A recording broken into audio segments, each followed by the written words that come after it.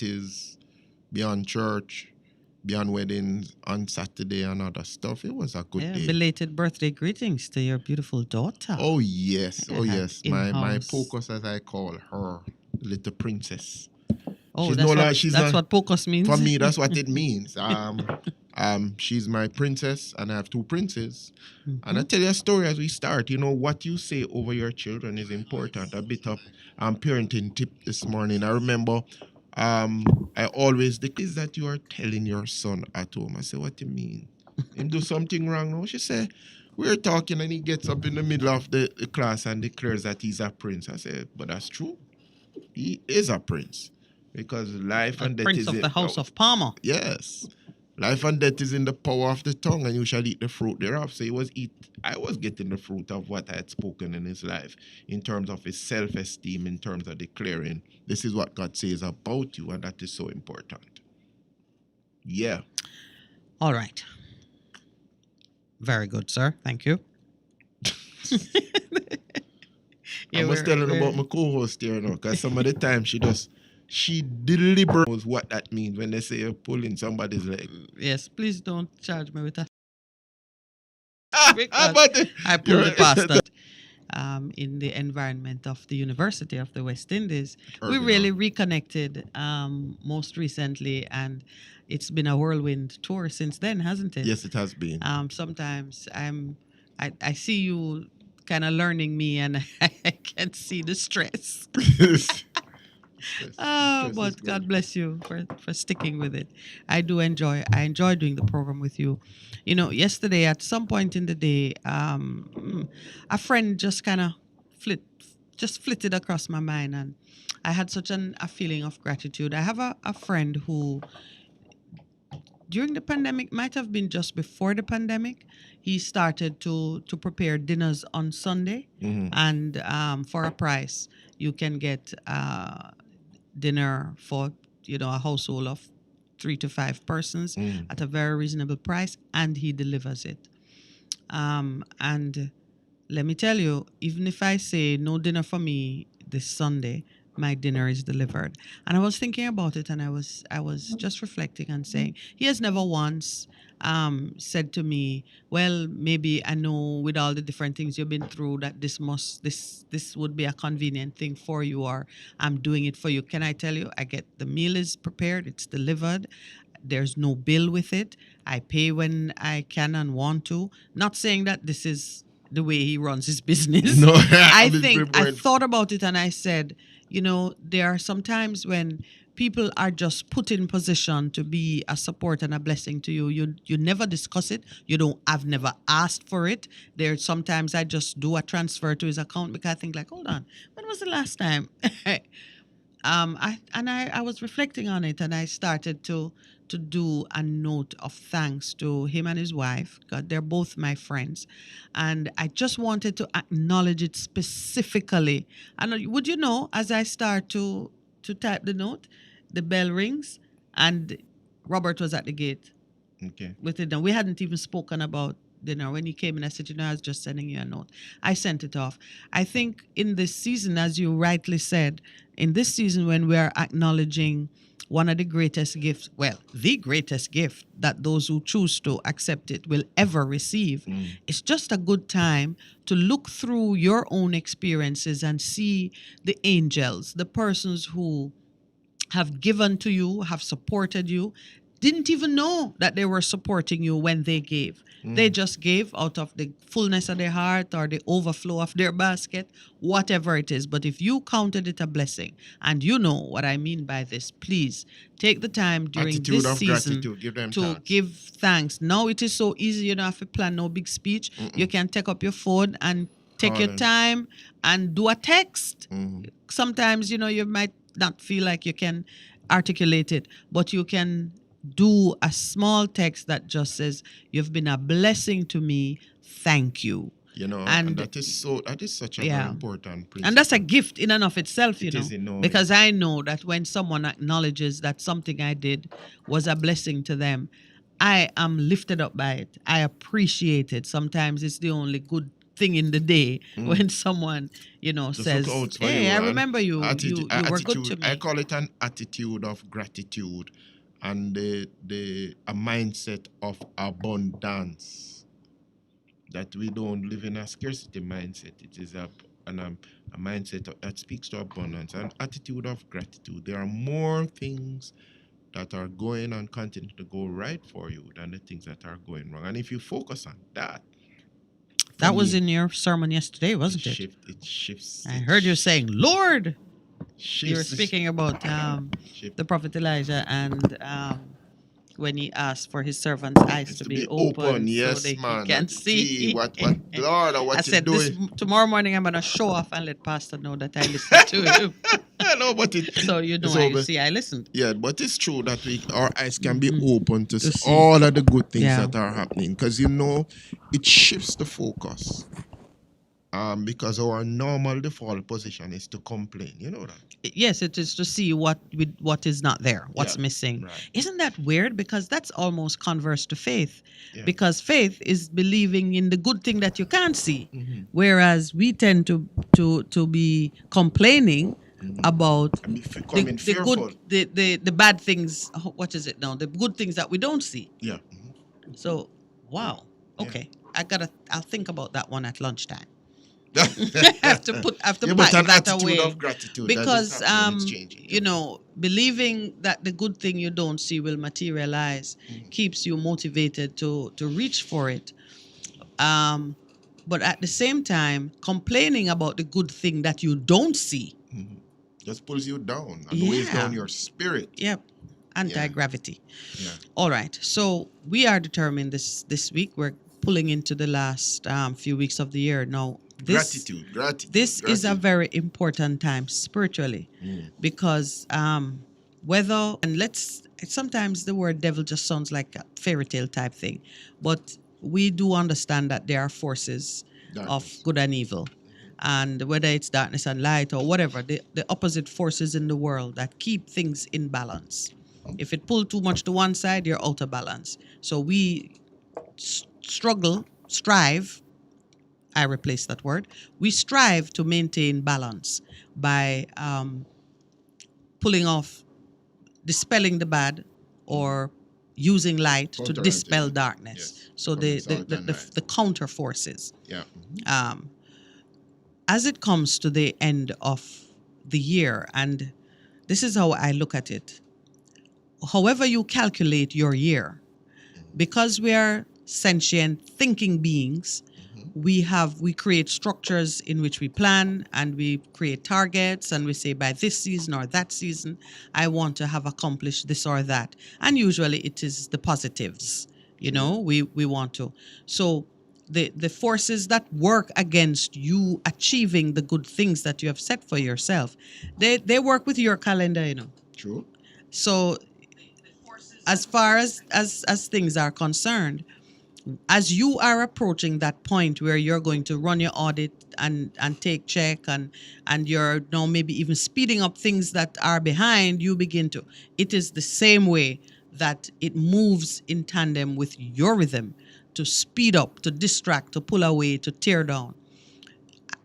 So it's an important time spiritually because we are approaching a very significant gate, which is the gate that ushers in the new year.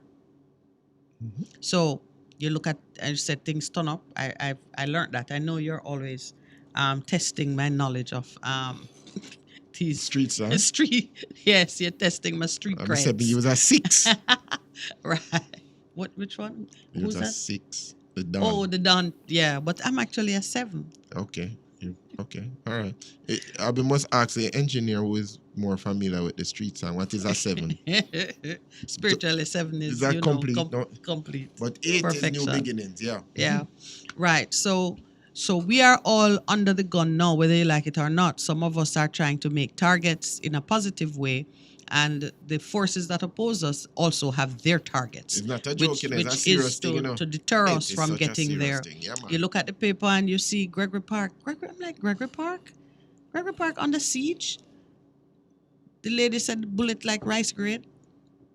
And when you read it, gunmen enter the community and just firing shots indiscriminately. A man in his board house got shot because the bullet Because to I'm undergo saying that there's kind a of Brigwood pressure. Park police station pretty close, man. That's Yeah. all Oh, I how believe. quickly did they respond? Yeah, that's This practice is often more effective, with the likelihood for mishaps decreasing if it's done in a controlled setting.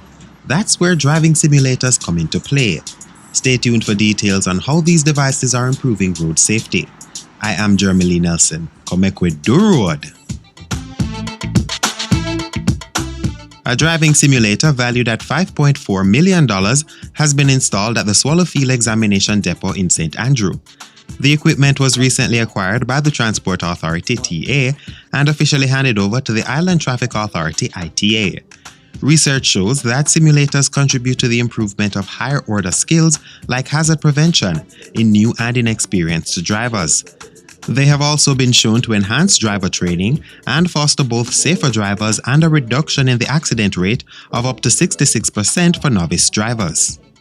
The attainment of driving simulators has been a reality and will certainly aid in developing competence of learner drivers, which will result in enhancing road safety on our roadways. The Transport Authority is proud to participate in this collaboration of great entities. This will continue to effect significant change in the transportation sector. In the handing over of driving simulator to the Island Traffic Authority, we are making a step in the right direction, and we will achieve the common benefit of an improved, effective, reliable transportation system. Partnership between No doubt, our collaboration was the shared vision of the Transport Authority and the vaccination target by getting vaccinated if you haven't already done so. I am Jeremy Lee Nelson, and until next time, you could walk, ride, take taxi or bus. Remember, so we want an accident-free Christmas anytime you do road.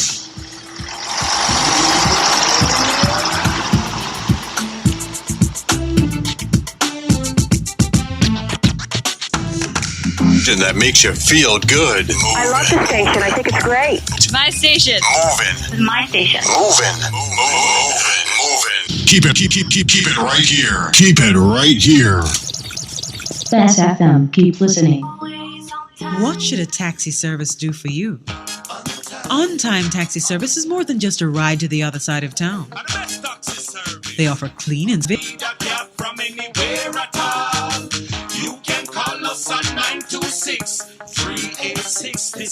We are something special on the road. A great nation deserves a great radio station. 100.5 Best FM for the good of all Jamaicans. The Morning Connection is not your usual talk show. We aim to stimulate discussion and chart new paths to self-empowerment. So please join us, Minette and Percy, on The Morning Connection, Mondays to Thursdays, 6 a.m. to 10 a.m. on Best 100 Wagwan. Guten Tag. Buongiorno. We are The Kingstones. I think I love you best of them because you're better than the rest of them. It's so amazing how I love you best of them because you're better than the rest of them. Close a long day on a Tuesday afternoon with a great company. While you're heading home, stuck in traffic, or on your way to work. Yes! When life throws you Tuesday, turn up and let it be a Tuesday. And choose On the Air with Tashika Lou, your one-stop, entertaining, inspiring late afternoon show with friendly conversations, song requests, positive affirmation, learn something to improve your health, and submission box when you, my listeners, share your relationship problems. Hold on. Tuesdays from 5 to 7 p.m.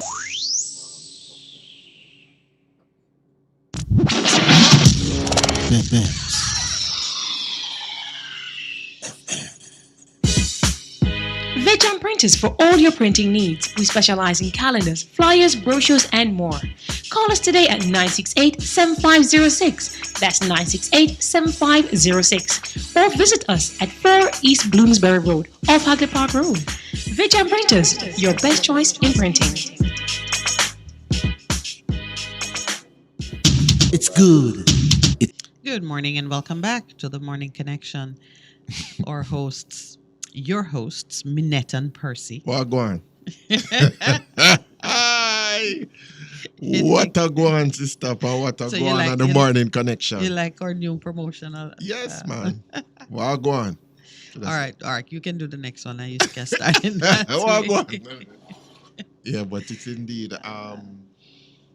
We're counting down. Today is the 20th day of December. We have 11 days left in the year, 18 or 20 months that we've lived. The media, the powers that be have gone against people's minds. Because, if you control the mind, then you control all of what happens in terms of persons' behavior and new habits and so on. So, That's a bit harsh on the media. when I say media, the society, and not media, but... Yeah, because the media is just representative of something else. Okay, what is that? Pray tell. Well, it is representative of what's going on in the society. So though it gives voice to it, I know that a lot of times it is regarded as the manipulative hand that, pushes or pulls in the wrong direction. Now that you are a part of the media,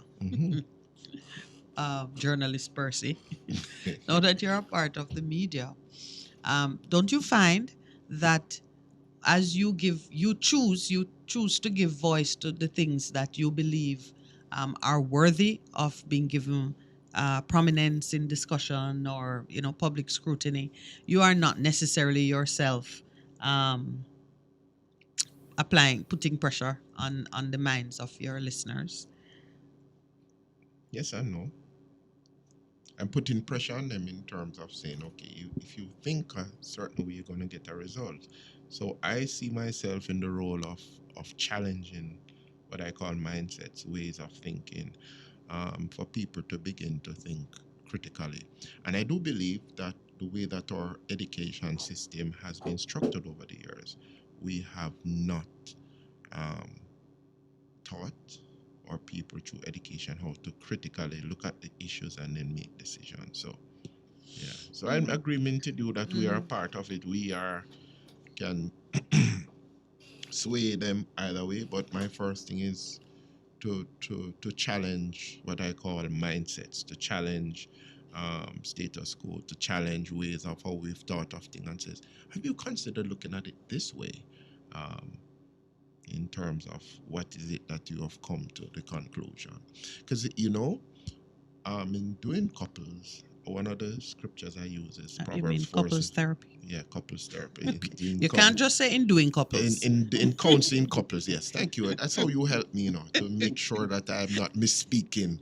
That people don't get the wrong idea yes. of what it is you do. Yes, when counseling couples, it's important.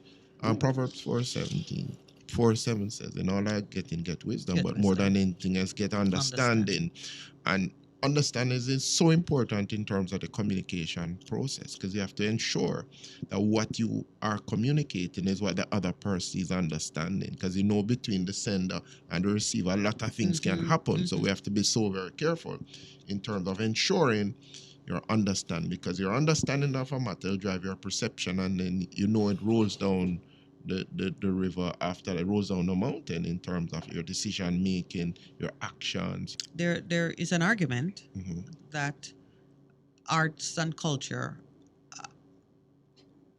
I'm gonna say lack morality, but when I say lack morality, I mean more that it's amoral. That's correct. Than that it's immoral. Right, that's true. Amoral. It's more amoral. Yeah, it's amoral, and therefore the work you do as a journalist or as an influencer or a thought leader, let me put it that way. Influencer have different means, something for you. Okay, whole different conversation. Serious? Of course it costs. In It's like terms of social advertising. media. Okay. Yeah, it is advertising and using the power of their brand to pull profit to your business. Some could go into. Well, sure, if it's like that for you. Not we. You. Just saying that, but to think about it, yeah, but if you're going to be a leader in provoking discourse, present issues, think them through, and select a course. That's correct. Largely because the other word for free will is democracy. Okay. When we say we were created with free will, with the freedom to think and to choose, that is another way of saying that a man is entitled to pursue the course that he, through thought and action, selects for himself. And it is why the preferred system, the preferred system is a democracy.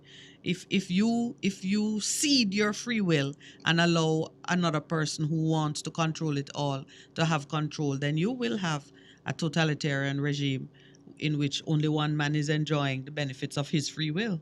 Okay. Or one group. And all of what we do here is to help persons recognize that if you are not involved, if you get lazy and apathetic, then you run the risk of one person just plowing through and having his way, and then ultimately we have the painful job of pulling him back. Oh, wow. And that is a painful job. Yeah.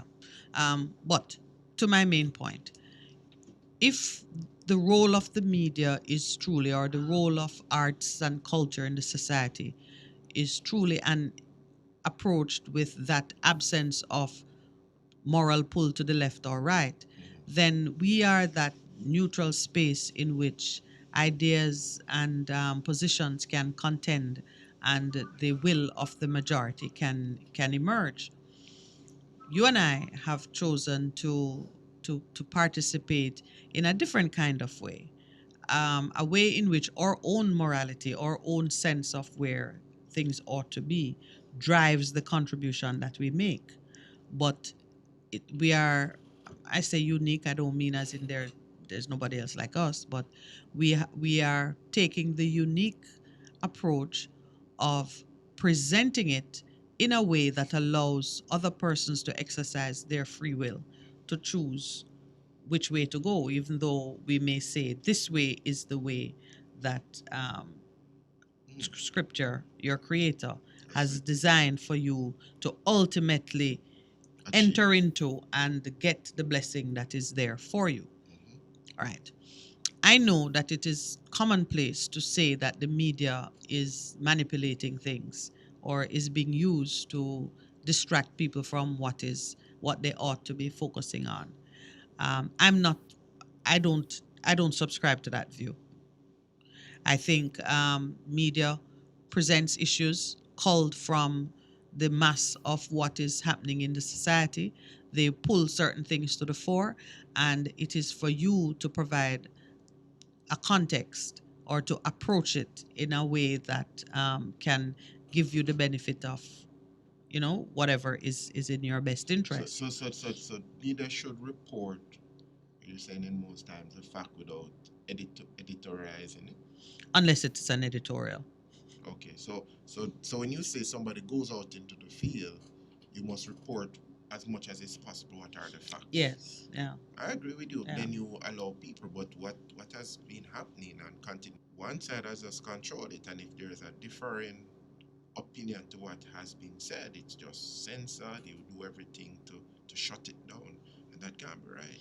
But the other side of it is that media should have diversity. True, but so and diversity should be encouraged. What would be worrying to me is if the regulatory framework was such that you only kept seeing one thing coming out of the pot. All radio is the most accessible form of the most accessible platform for the exchange of ideas and so on. And radio's it's free to air. Broadcasting is free to air. So all radio stations, whether they're very popular or they have zero popularity.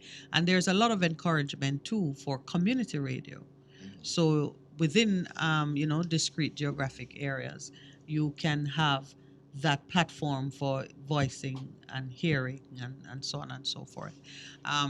We have been talking to a very experienced radio man, and it is my proposal to bring him on air with us so we can have a conversation about the development and the use of and the role of radio in this exchange of ideas. And as we talk about mobilizing people for a greater participation in things like constitutional reform, public consultations, and so on, how can we use radio to better achieve some of those ends?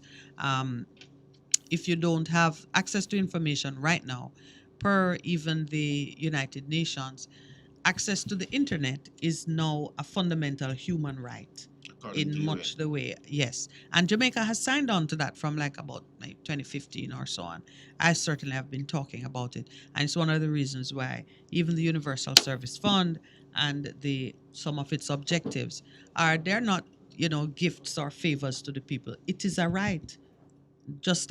But then we're way behind because electricity, water, education, health, infrastructure, and so on. Those are all rights as well, and we're not meeting those rights with the level of diligence or to the quality that the country needs in order to have a sustainable future. And that brings me to the conversation that I want us to launch into. And maybe this is a conversation that will run to the end of the year because of how diaspora is the people who are Jamaican but don't live here, they live in other countries. Yeah. So people of any nation, nationality, tribe who live elsewhere but still, of course, maintain what cannot be taken from them, their connection to their place of origin. I am borrowing here from, there is a national diaspora policy. Oddly, it is still in its draft form. It's not been finalized, but you can find When the draft started, is it like the Disabilities Act that the law yes, was it passed is. in 2014 and we're just going to get the Yes, regulations? it is a bit like February? that. Oh, geez. It is a bit like that. Not a This priority. policy has been under development for a long time. Oddly, the version of it which you find on the Ministry of Foreign Affairs website is you can find a more recent version on the internet from like a 2020 version, but it is an acknowledgement by our government that the diaspora plays an important role in Jamaica's development, and that being so, they've deemed it necessary to implement mutually beneficial mechanisms to maximize this dynamic relationship. That's a direct quote from the foreword to the policy, which was, the foreword is authored by Minister Kamina One who's in the news again. Johnson Smith. One who's in the news. Yes. All right. So let me give you an easy statement of it. The policy embodies the commitment of the government of Jamaica to the nation's development and the diaspora's well-being. So this is an interesting point for me, that the Jamaican government is extending its governance to include the well-being of Jamaicans living abroad. It's unusual. I think it's unusual because they can barely manage to handle the well-being of Jamaicans living in Jamaica. But this is a policy that has twin objectives that seem to stand at equal levels, focusing on the nation's development and the diaspora's well-being. In particular, it addresses issues assisting them. Primary objective, which I think is unusual. You want to repeat that again? Right. The policy embodies commitment of the government of Jamaica to the nation's development and the diaspora's well-being. So, Jamaica and the diaspora are twinned in the focus of this policy. But in particular, it addresses issues and concerns of the diaspora while assisting them to live in harmony and to prosper in the countries where they and their descendants reside. Okay. So wouldn't that in conflict with looking after the Jamaicans That's who are what living I'm in saying, Jamaica? yeah. It really don't make sense. That makes no sense. But it's good to know, and so this is where I just editorialize and say it makes no sense. But I am faithfully repeating what the policy is that Minister Kamina Johnson Smith has described in the foreword to the policy. Secondly, There you go. It seeks to optimize the diaspora's contribution to Jamaica's sustainable development. So that is the second focus. I mean, if I had to comment on the policy, I would tell them they need to change it. A main thread throughout the policy is the focus on the people, the places from which they come and currently reside, prosperity agendas, and facilitating peaceful Jamaican communities and trusted partnerships.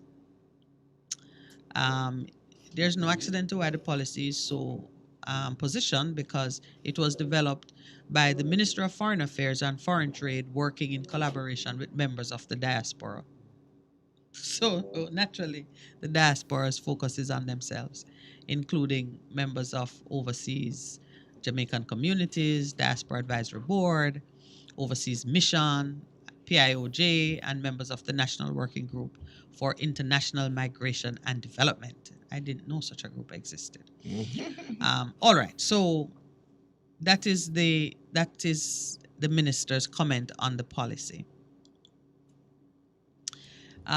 In the executive summary, it says the policy reflects the commitment of the government of Jamaica to pursue diaspora-related strategies and initiatives that are mutually beneficial to national development processes and the well-being of its diaspora population. So it is the same. They are serious. This policy is primarily for the benefit of the diaspora population. The policy is a comprehensive framework and guide to harness that is secure, cohesive, and just, the economy is prosperous, and that the health of the natural environment is enhanced. It's kind of weird to see that thrown in there. But that is I think, do I need to go any further with this? Probably not. Migration is closely intertwined with the development of countries worldwide. Within this context, Jamaica has commenced the implementation of a national policy. National development is an integral component. I'm not going to read any more from that. Suffice it to say, we have under development a national diaspora policy. And it does seem to give primary focus on the well-being of the diaspora population instead of the well-being of the national population, and how the diaspora can be included in nation building, which is really what we're looking for. Let me go to the scripture that prompted me to start this discussion. The first, of course, is, as you know, I was looking at the City Without Walls. That's correct. City Without Walls is a virtual city in which, for which the citizens can make their contribution without physically being in the same place. But the focus is on the city and the development and the prosperity of the city, not the people abroad, not because it is... It's ABC Electrical Sales, shop number 8, Hagley Park Plaza, Kingston 10. Open Monday to Friday, 8 a.m. to 5 p.m., Saturday, 8 a.m. to 4 p.m. We make your electrical jobs as easy as ABC. Call 754-3825-8 or fax 754-3659. ABC. I think it's great. My station. Moving. My station. Moving. Keep it right here. Keep it right here. Artists link up, kings and queens. Artists link up, one name. When I'm in town, I tune into Best 100 FM. ALU with Madame Michelle every Monday at 6 p.m. Listen to some of the best music. This program is sponsored by Gel Music Records, Kalanji Music, and Bad Bull Productions. Madame Michelle was born playing music on Best FM 100.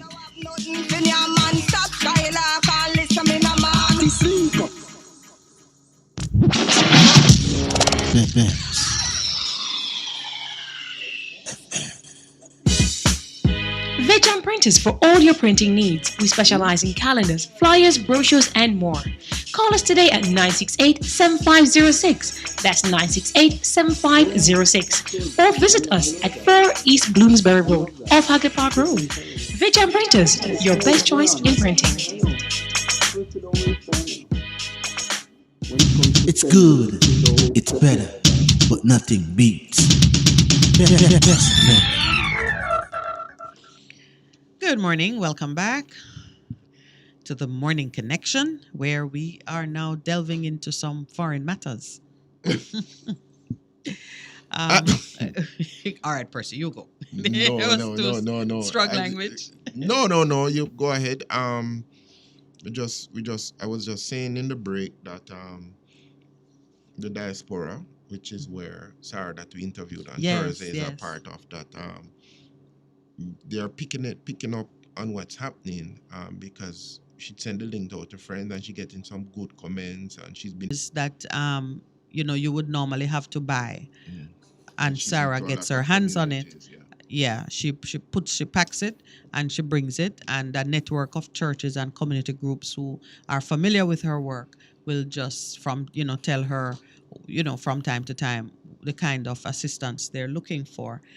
She will, if you have that desire and you can't find a way to fulfill it, then you will stay here and you might actually end up being an enemy of your own. The Africans do it too, Yeah. in terms of building their country. And notice, we say remittances and we make it seem like it's some kind of charity something. But do you understand that the repatriation of investment funds, when big companies come here and establish their business and send the profits abroad, a remittance that too, They're remitting the profit. And Yeah. as somebody who's working Yeah. a multinational that is no longer here, limited for a lot of the multinationals that a certain amount Must go back. home, Yes, of must course. go back to the multinational. Yes. So if you're not meeting that, because my boss was an expat and he was doing his stuff, but eventually he They was pulled him meeting home. that. And the other companies that come here, they come to make a money. Of so they can go back. course, So of who course. think that they're doing it out of the goodness of their art? Or no, but we have a way of looking at remittance and speaking about it as if it is a mark of poverty in the receiving country, that remittance is a big part. But really, what we are classifying as remittance into the country that receives the money from Digicel and Flow and Bauxite and even some of our hotels and the tourism about- revenue that never even Never darken comes the here. shore. Yep, it is big business. Yeah, so Very so, big so, business. So people need to be aware, and we never saw it when the G7 met and they said let's have a minimum taxation rate. They were trying to level the play field that you can't go to a country that has a lower taxation. Absolutely. And that's what they were doing. Yes, and let's be honest about it. A lot of the money laundering activities are about keeping the currency in the home country because money gets out in different ways. And yes, all right. So, having established that, let us look at another famous diaspora, the Jews, who, when by virtue of captivity or exile, were torn from homeland, disobedience, were torn from their homeland and were resident elsewhere, and in that regard became the diaspora for those who remained in Jerusalem, Judah, home country. I was drawn to the book of Ezra and the letter which King Artaxerxes, King of Kings, had given to Ezra the priest, teacher of the law, a man learned in matters concerning commands and decrees of the Lord for Israel.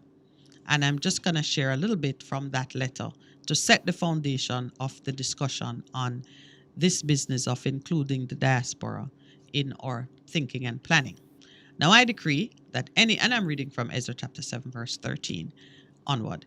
Now I decree that any of the Israelites in my kingdom, including priests and Levites who volunteer to go to Jerusalem with you, may go.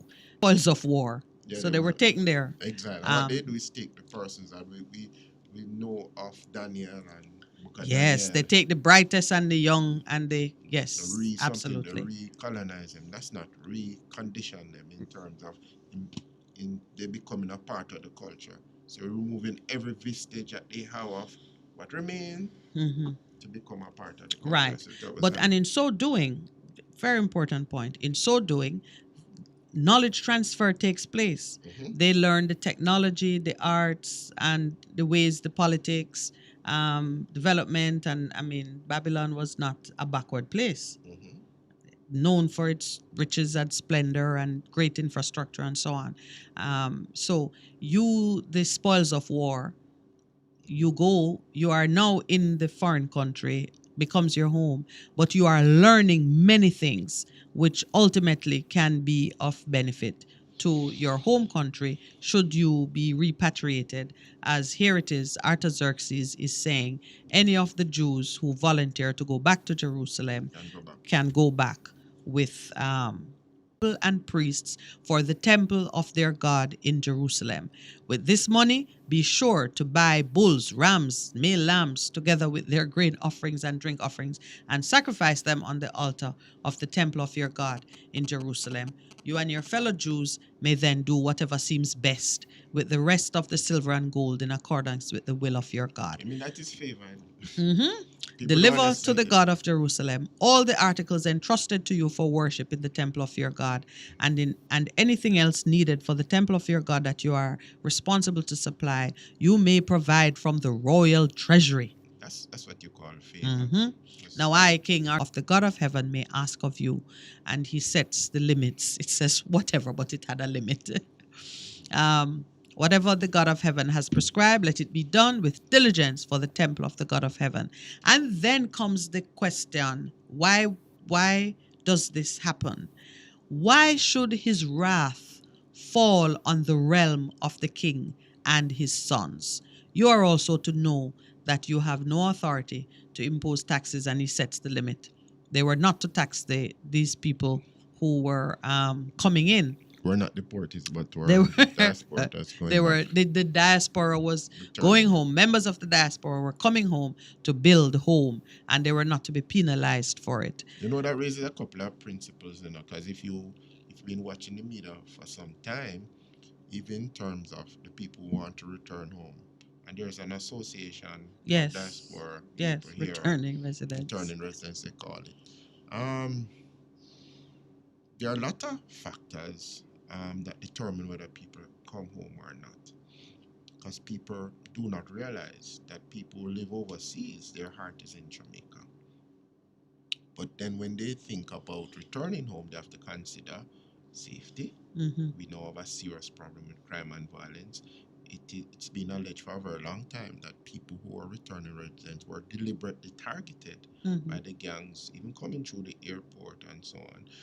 They are being deliberately targeted by their relatives who figure they have lots of money. Here are some horror stories about somebody sending money to build this house, and they getting all of these pictures and how the house going and thing.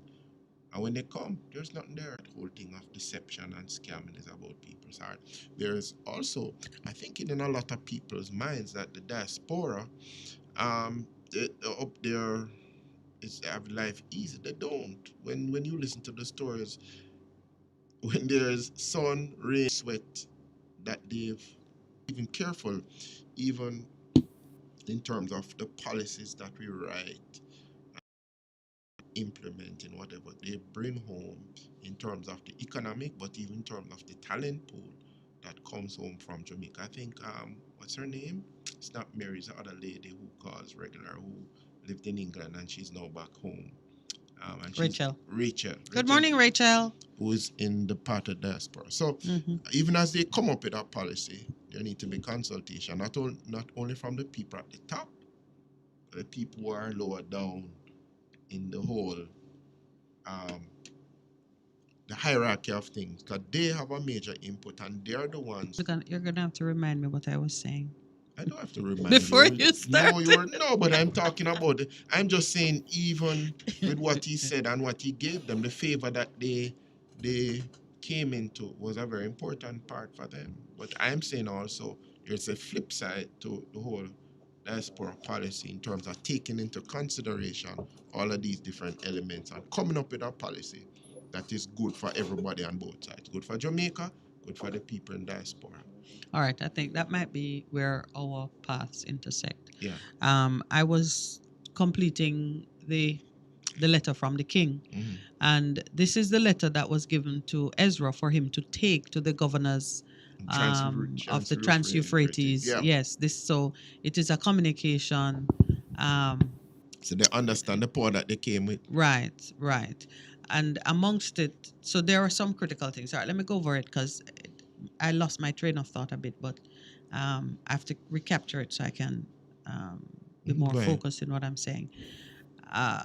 So some of the important things was, of course, the persons who had gone there as exiles. Well, They were exiles. They were ripped yeah, out of but their country. no, they were not rejected by their country. No. They were taken as spoils of war. That's correct. Right. So they were taken to Babylon as spoils of war, slaves, really. They were now being given permission by the king to go home. And not just to go home, but to take with them what they needed. In terms of money, gold, silver, whatever. And the purpose behind the going home was to reestablish community and specifically rebuild the temple, which was at the heart of Judaism. The temple was depicted both political strength and spiritual strength through their worship.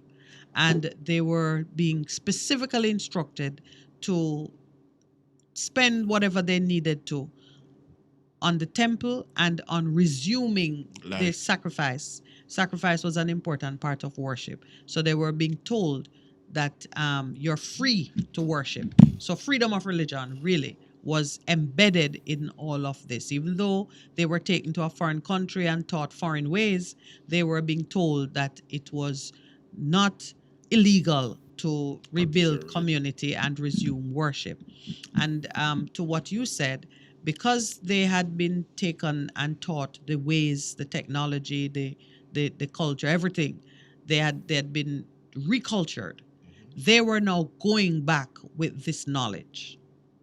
And so that transfer of knowledge and wealth took place through the movement of these people from the diaspora. Exodus. And then where I had got is The raise taxes. no provisions. Now they were being told that the treasurers of the Trans-Euphrates government were being told to give money into this endeavor. So now you have to look at things like IMF, IDB, World Bank. These are, I would say, modern day equivalents of the financial institutions that grew and prospered out of the exploitation and the transfer of wealth from people to I say hold us hostage. They're not holding us hostage, but they continue to dominate. This is their place. We came here. The rebuilding of the plundered Judah and Jerusalem. That's an important point. When I see institutions like IDB, World Bank, even the IMF, all of those institutions, which really should be opening up their treasuries in order to facilitate the retransfer or the reparation that is needed. I don't regard it as gifts or people. They are doing what scripturally they should do, and they should do a better job of it. I'll come to that. So, and then came the reprieve from taxation and so on. The Trans-Euphrates governors were being told that when you see these people come and they are building and giving, do not tax them, do not force them to pay tribute, and so on and so forth. Things we haven't even done for ourselves yet. We haven't insisted on for ourselves. I mean, I'm speaking now as Black people, descendants of slaves. We have not taken advantage of or insisted on any structure being in place to give us that opportunity to rebuild from a place of.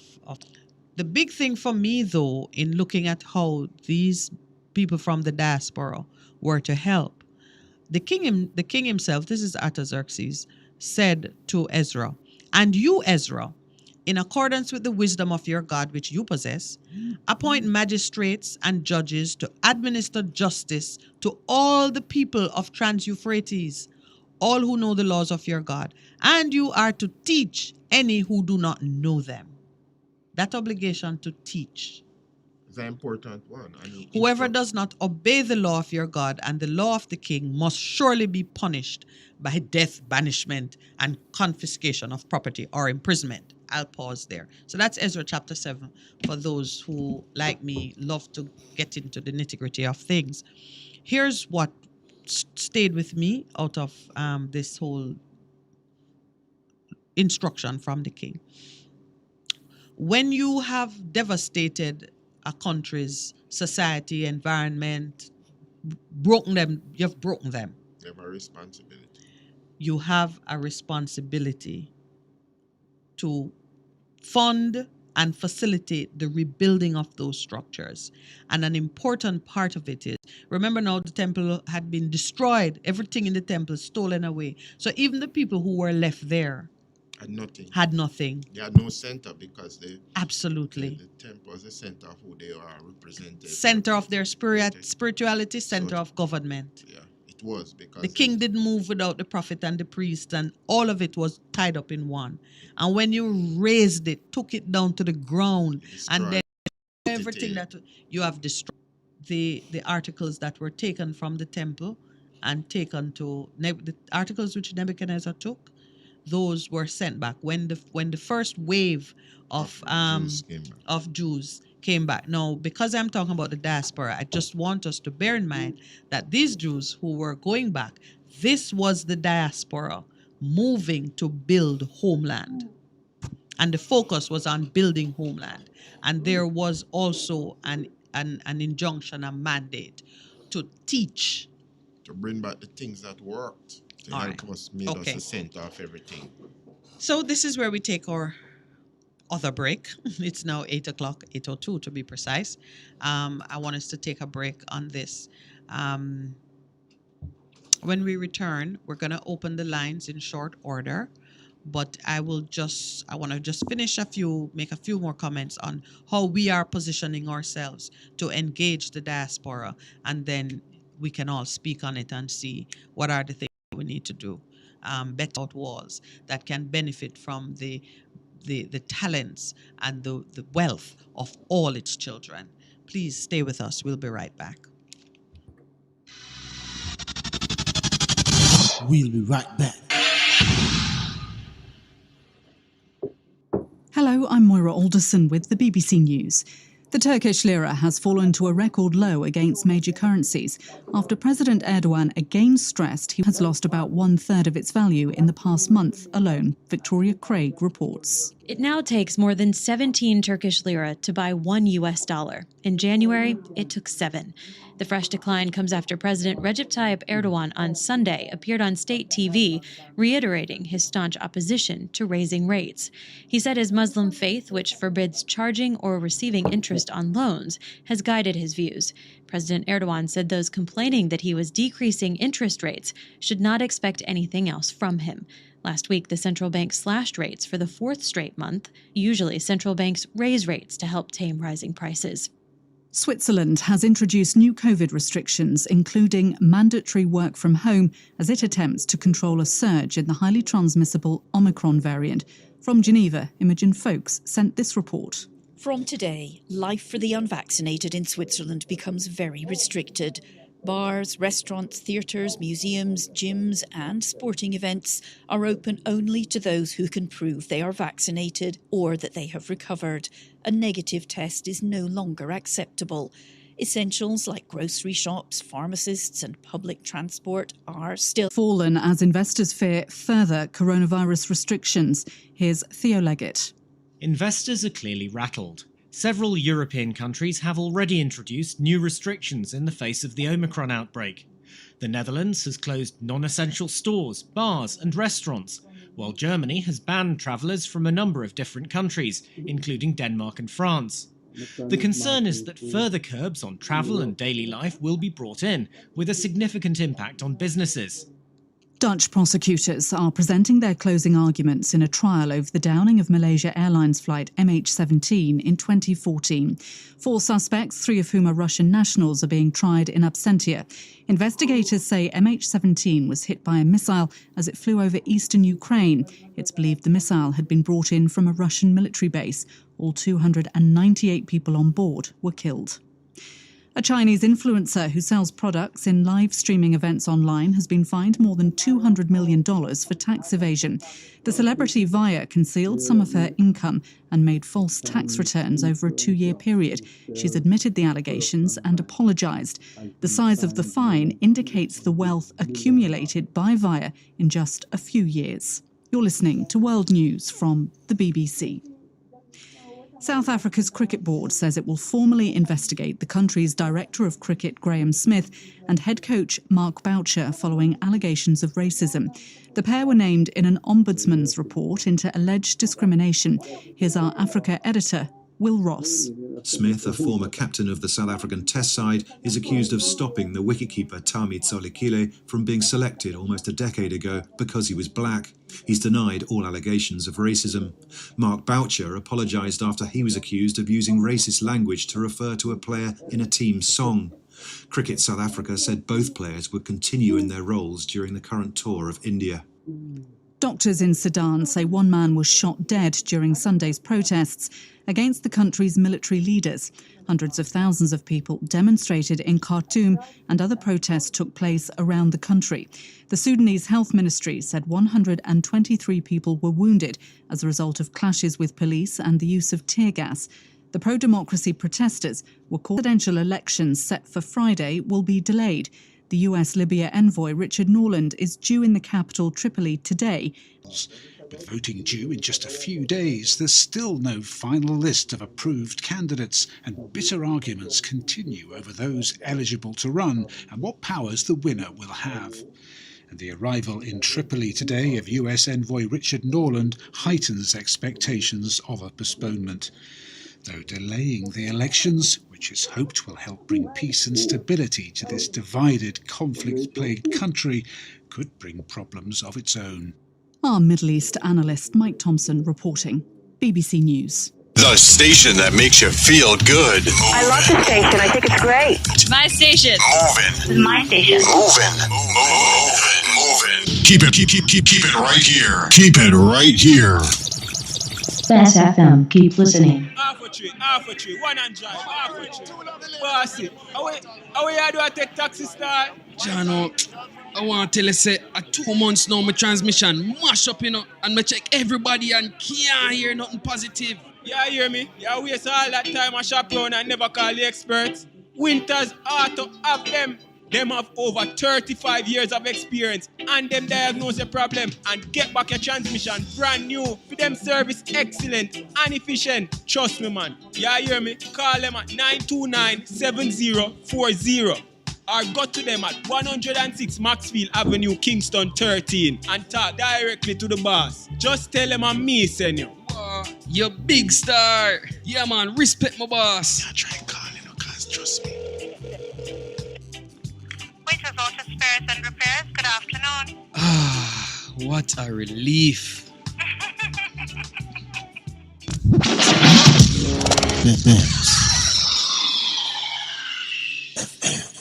Wanted. A hurricane we name. Are we rough? Whether we are man hurricane or woman hurricane. We want you to know that. We come here for mash up building, blow down things and take life. Flood out place. We no ramp. We no respect no one. So no take no chance with we. Listen to Adprem and prepare. Hurricanes do happen, so be prepared. Yes, be prepared. A message from the Office of Disaster Preparedness and Emergency Management. A great nation deserves a great radio station. 100.4 Best 100.5 FM brings you youth empowerment and resilience, a 30-minute program with Royton McLaren every Monday from 7:30 to 8 p.m. Your Monday nights will not be the same again. Managing stress, trauma? Let's talk on youth empowerment and resilience with Royton McLaren on Best 100.5 FM every Monday from 7:30 to 8 p.m. Live the life. Respect the music. And keep your radio locked in. Best 100 FM. The Morning Connection is not your usual talk show.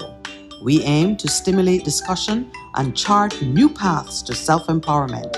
So please join us, Minette and Percy, on The Morning Connection, Mondays to Thursdays, 6 a.m. to 10 a.m. on Best 100 FM.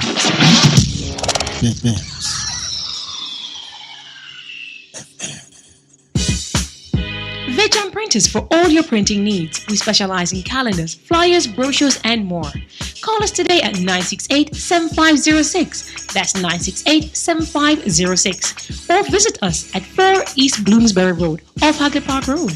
Vejan Printers, your best choice in printing. It's good, it's better, but nothing beats.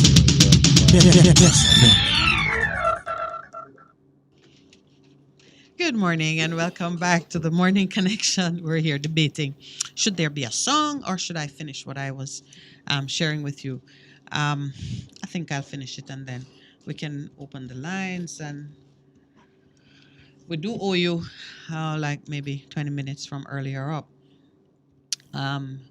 So that is I have read from what I believe to be a good foundation for us to consider how the diaspora can be of assistance, how they ought to be of assistance, and dare I say, a pattern for how we are concerned is the preservation for our well-being here, as well as the well-being of our future generations, of our grandchildren, to use Pastor's very correct summary of what the obligation is. You don't plan for your children because your father planned for your children. You plan for your grandchildren, your children. All right. Back to the policy. There are 9 guiding principles that encompass the beliefs and values of the government of Jamaica and serve to inform its operations in diaspora matters. I'm going to read them. These are the principles from the policy currently under construction. The guiding principles are patriotism, inclusive participation, trusted partnerships, intergenerational engagements, respect for human rights, gender equity, evidence-based approach, mutuality, and communication. These principles foster a culture of understanding regarding the importance of the diaspora to Jamaica's sustainable development path and provide a foundation that underpins the conceptualization and context of the policy. These principles' alignment with the global thrust for credible engagement of the diaspora in economic, governance, and social matters represent Jamaica's commitment to facilitate the achievement of their fullest potential. Those principles sound like they could work for engagement with the nationals who live here. I mean, look like the diaspora are doing better than us. So are you saying patriotism, in participation, trusted partnerships, intergenerational engagements, respect for human rights, gender equity, evidence-based approach, neutrality, and communication? Yeah, I think we could apply all of those right here in Jamaica. I would have loved to hear that. Yes. Wow. That is something that could work very well for the people here. And there are 8 policy goals that have been established for the National Diaspora Policy. They treat with the following priority considerations. I don't know if it means equal priority, but let's list them. Facilitation of the diaspora's partnership in national development processes. Recognition and facilitation of diaspora institutions and networks. Facilitation of enabling environments for diaspora contributions. Enhancement of service delivery. Promotion of diaspora research, human capital exchanges, well-being, safety, and diaspora youth engagement. I think in terms of facilitation of giving, that has been a sore point. I've known of situations where people have sent stuff to Jamaica and it just stay on the port and rot. Never reach where it was going. Yeah. And I think more and more, especially in terms of medical equipment and care, that remains a sore point for a lot of people. Because I was just relating to Sarah and what she had to do in terms of facilitating her stuff coming back home. She had to set up a foundation here at the cooperatives. You have to have TCC and all of them things. And she potentially should have ended up paying a significant more money, but the foundation set up, it helped. It made it so much easier, but she still had problems. And so back to Artaxerxes in what was it? However many centuries ago, was saying to his people, don't tax them, don't stress them when they come back. In other words, make it easy for them to make their contribution and to interact with the society in country. Nothing new under the sun, I tell you. I know there's nothing new under the sun, but I continue to be amazed sometimes at the detailed things which we see happening today that you might say, oh, that's because we have so and so, which are modern day initiatives, but the same things were happening, centuries ago. Honestly, when I read the policy goals, it's kind of difficult to imagine the arena in which these policies are being implemented. Not all of them, but so far, I'm just sharing what the current thinking is. Those of you who have an interest in either we deal with them, whether we embrace them or we hold them at a distance, at arm's length.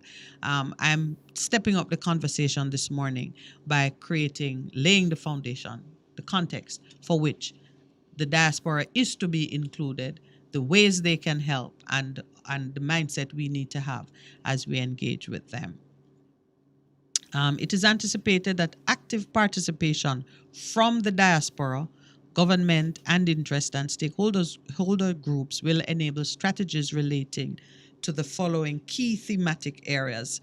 And there is a list of 10 areas that the government says need to be covered as we build policy: socio-economic engagement and involvement, human capital exchange and philanthropy, integration and return, economic inflows, investments and trade, safety and security, governance, engagement of the youth and young adults, diaspora tourism and cultural exchanges, legislative and policy reform, and data and information capture. All right, I'm going to leave that alone for the moment. One of the things a lot of people have said, if we talk about economy and so, a lot of Jamaicans overseas want to invest. And the cry has been, can we get the same kind of red carpet like other investors get as Jamaicans? Foreign direct investment is foreign direct investment, even if it's channeled through. Yeah, but people keep complaining that the man. Which people? Where we're talking about? People in Jamaica? No, man. The persons overseas people have commented that as Jamaicans wanting to invest, they've come up on so many obstacles, and they said the same way that the government is, okay, we have these BPOs want to come, an American company says that if a Jamaican who has the same kind of money and thing, they don't get the same kind of treatment, and it's something that we need to look at. I've not really heard that complaint, but I mean it's not unlikely.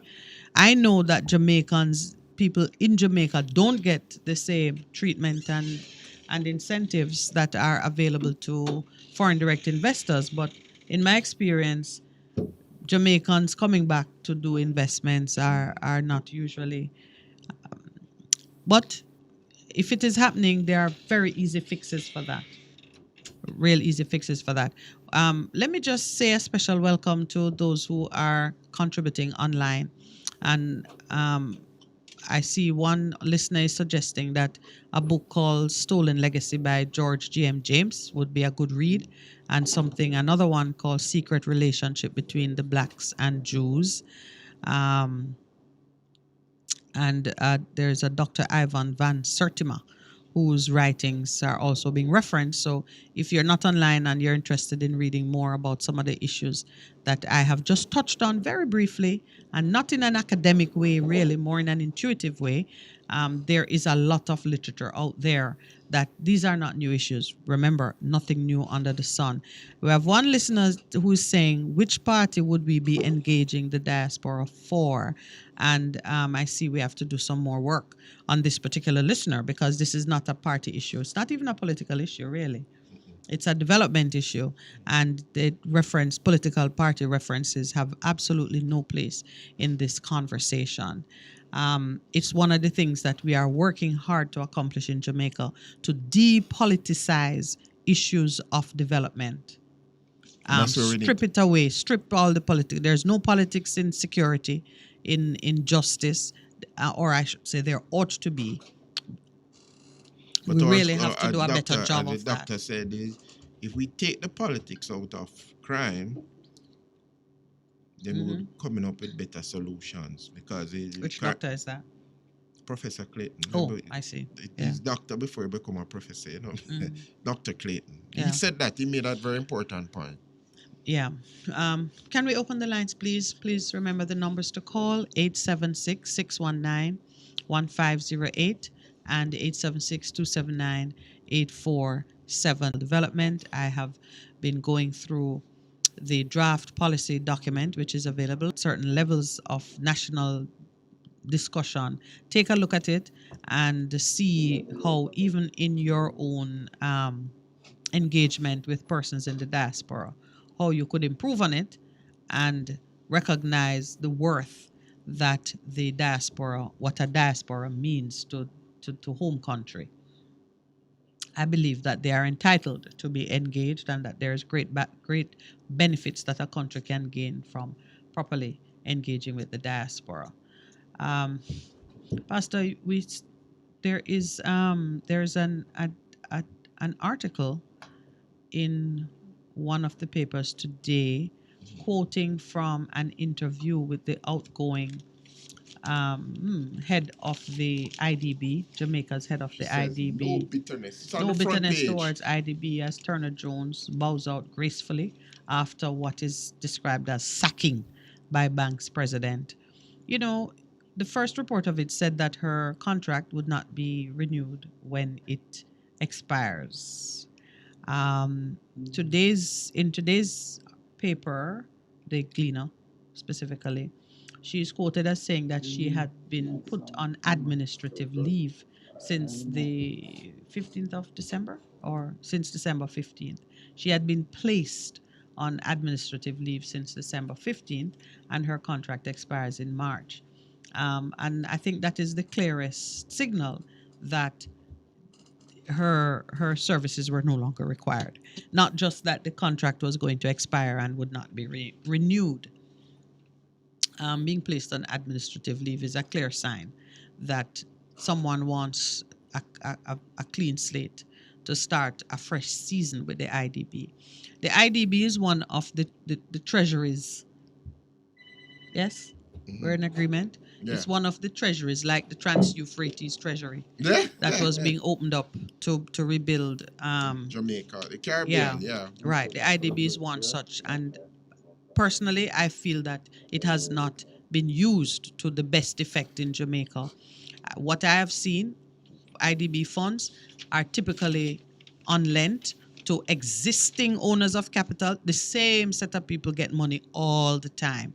And I think that was part of the president's concern when he said that most of Jamaica, including government, don't know the benefits of utilizing development funds. And she's been here for 5 years, 9 years in the bank, head of the local for 5 years. And personally, I remember when Carousel was trying to organize itself, and the IDB was one option, and there was no welcoming door, none whatsoever. The same persons who were blocking us at the gate had the influence with IDB to prevent us from being considered. But even to come sit down and talk to me. not even to speak to us. I thought I it think will- someone out of a foreign from Washington was trying to open a door, but we were not welcome. So I, for one, understand why The gentleman, what's his name? Is it Cleaver, whatever. Mauricio. Mauricio. Cleaver. I understand why a change is necessary, and I do hope that in the new season, we will see, better engagement with IDB. Gunshot Good like morning. rice grain. Good morning, and welcome to the Morning Connection. Good morning, Miss Minute. Good morning, sir. Good morning, Pastor. Good morning. I got the Raiders. Aye. We're just checking on that, Mr. Cleveland. Mr. Vaz. Mr. Vaz. Yes, sir, you're good, man. Yes, man, I got the Raider, man. Got the Raider. Well, Merry Christmas to you, sir. That we wanted to keep our word and ensure that it arrived in your hands. So this morning you could call me. Thank you for calling me. I did check with the delivery company to find out if all. And thank whosoever sent it, man. Thank you very much. Okay. Well, sir, that's your gift from the Morning Connection. All right. And for you to be the first call is really very special. So do you have family living abroad? Yeah, our brother lives there and sister. And they're in contact with you? Yeah, my brother. I have a brother more than me calling. Okay. So you see, we've been talking about people in the diaspora, those family members who are abroad, and continue to respect home and country and to give back one way or another. I hope you are experiencing that in a positive way. The generosity of the season. Me say a little thing like Christmas come on and now me know me say if I look at small change to me. All right. Yes. Good, man. Okay. All right, sir. Bless Thank you. very much, man. You're Bless it. most welcome. All right, then. Yeah, man, I'm a Raider. I charge in Raider, Oh yeah, that radio is very interesting. You notice it's a solar. Yeah, it's a powerful little radio. I want it own charger too. Yes. the producer selected it. It have a flashlight too for anybody who can use it. Okay. Yeah, it has a flashlight. Okay. Yeah, That's so very much, man. I mean, I've got Jerry Small and tell him today at the for a long time. He hear me now. all right. Well, All right, then. Blessing. All right, man. Okay, Take my care brother. now. Take Have care. a good Christmas when it comes. You Yeah, too, man. sir. God bless you. Thank you very much. Okay. Well, we have another call coming in, and then we need to take the break. All right. Yeah. Okay. Well, I didn't want to say no. Make sure you keep it locked on. The Morning Connection, Best FM. Well, not just the Morning Connection, but Best FM 3579. 3579. Rate that Yes. But no, you give the gift. That's it. You can listen to anybody you want to. Welcome, Good caller. morning and welcome to the Morning Connection. Good morning. Good morning. Season's greetings to you both. Thank you very much. Also to you. Thank you. Miss Lawrence, Yes. on Thursday, I was waiting and hoping to win that gift from the Ligani Club. Don't worry. You will get the instructions for it. So you know the Okay. questions that I'm going to ask. Okay, because I thought you were going to ask the question, so I was waiting, and then I realized that the show closed off. So Yeah, you know what I was happened. going And we opened the lines. We did open the lines. I'm not sure what happened on Thursday, but the truth of the matter is, as you heard, I extracted the gift on air. So Right. I needed to Right. confirm it. Oh, you didn't confirm it as yet. I needed to confirm it. You know, when you hold a gun to a man's head on know, air, you'll get all kinds of agreements. Not to say, but I think it is settled. We do have the gift. I will make it available during next week, during the week. A number of things are going to happen next week. I tell you, it's an exciting time at the station because a number of the presenters on the different shows, we're getting together to plan a week of activity and to just make it fun. And already I know one of the presenters, God bless her, she got 150 care packages donated. So everybody is going to be able to do something to kind of, close the year. So stay tuned. That way I get you to listen every day until... Okay, I do listen every day. Where are you calling us from, my dear lady? I am actually calling from St. Catherine. Well, I should say Angels Estates.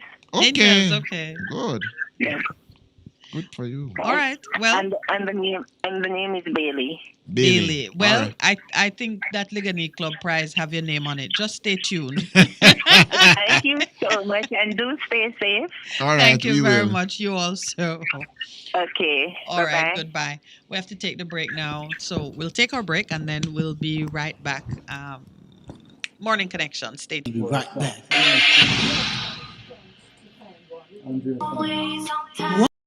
What service do for you? Promise to always look out for their customers. They'll come when you call and take you where you want to go on time. From anywhere at all. You can call us at 926-3866. We are something special on the road. The station that makes you feel good. I love this station. I think it's great. My station. Moving. My station. Moving. Keep it right here. Keep it right here. Best FM. Keep listening. We're committed to reducing the impact of disasters occurring in Jamaica. We're ever ready to assist you before, during, and after a disaster. But everybody have a role to play, so make we work together and follow the plan. Whether rich or poor or where you come from, hurricanes affect everyone, so be prepared. Prevention is better than cure. Be prepared. Listen to ADPEM. A message from the Office of Disaster Preparedness and Emergency Management. Live the life. Respect the music. And keep your radio locked in. The best 100 FM. Close a long day on a Tuesday afternoon with a great company. While you're heading home, stuck in traffic, or on your way to work. Yes! When life throws you Tuesday, turn up and let it be a True's day. And True's on the air with Tashika Lu, your one-stop, entertaining, inspiring late afternoon show with friendly conversations, song requests, positive affirmation, learn something to improve your health, and submission box when you, my listeners, share your relationship problems. She said nobody in the COVID was. Hold on. What you just say? You engaged this man for 5 years and I know him can't marry you? Is that prank? No, I know this. Tuesdays from 5 to 7 p.m. right here on Best 100 FM, the station that is heard everywhere.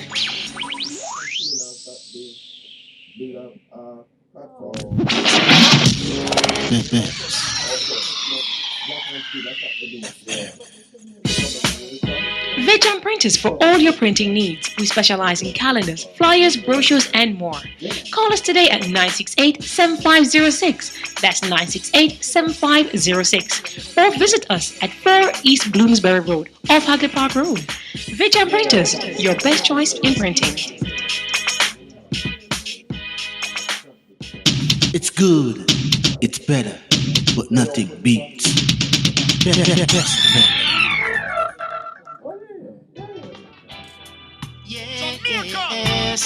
London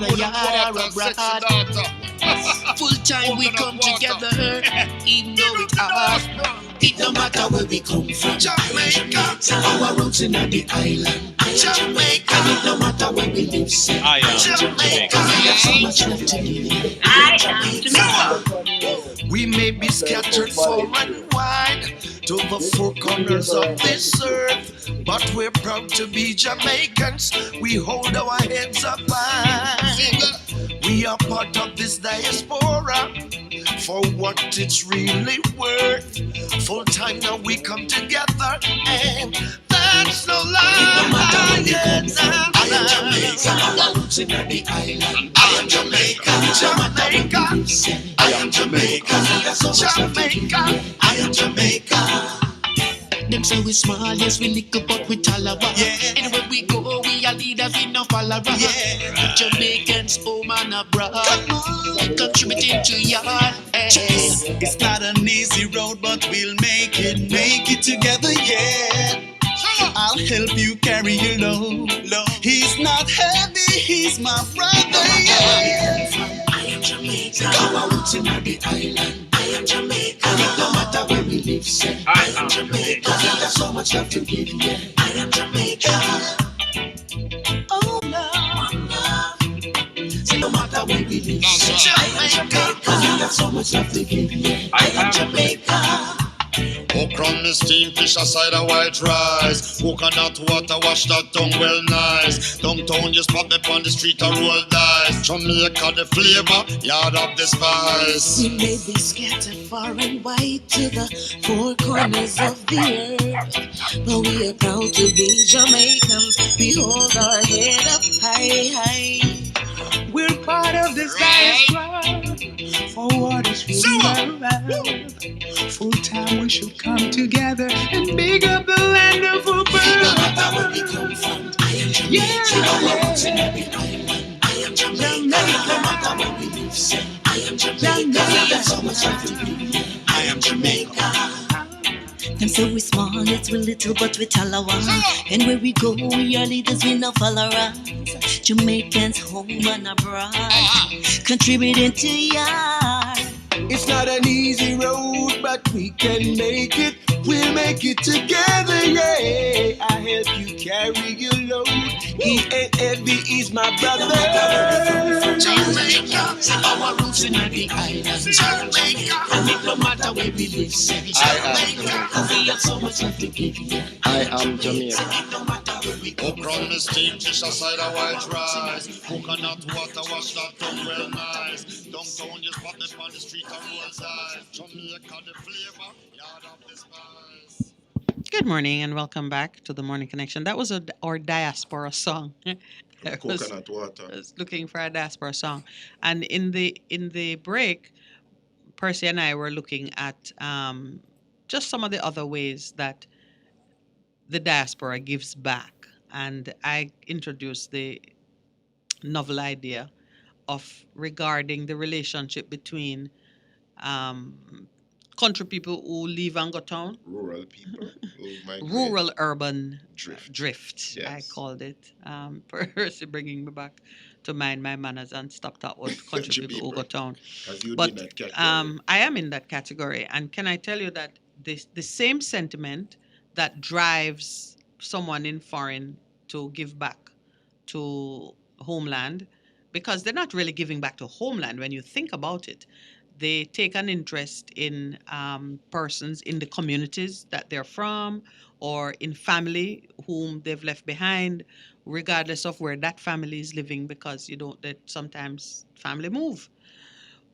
When you leave a rural community and you go somewhere else with better advantages and you do well, even if you don't do well in a large sense, but you are better off than when you were in your rural community, any person with heart will be thinking, oh my goodness, how can I get this experience, share this experience, or give something to those I've left behind? It's the same sentiment whether you leave Mount Moriah and come to Kingston, or you leave Banana Ground and go to run and be on the world stage, because hometown hero Thompson Hira brings early Christmas to Banana Ground. And she has started her foundation, and by reason of her excellence in sports and the relationships she has built, she's now Dr. Thompson. She got she's now Dr. Thompson. Oh, I'm so sorry. She received an honorary doctors of letters from UTEC at the recent graduation. Okay, so I just read from the headline. I didn't mean to disrespect her doctorship. I just saying most people would not have noted that. Yeah. But recently at the UTEC graduation, she was conferred with the honor, doctorate. Letters. Yeah. That's one of the things in life that mystify me, honestly. But it is done. So she has done a treat in her neighborhood, in the community of her childhood, Banana Ground.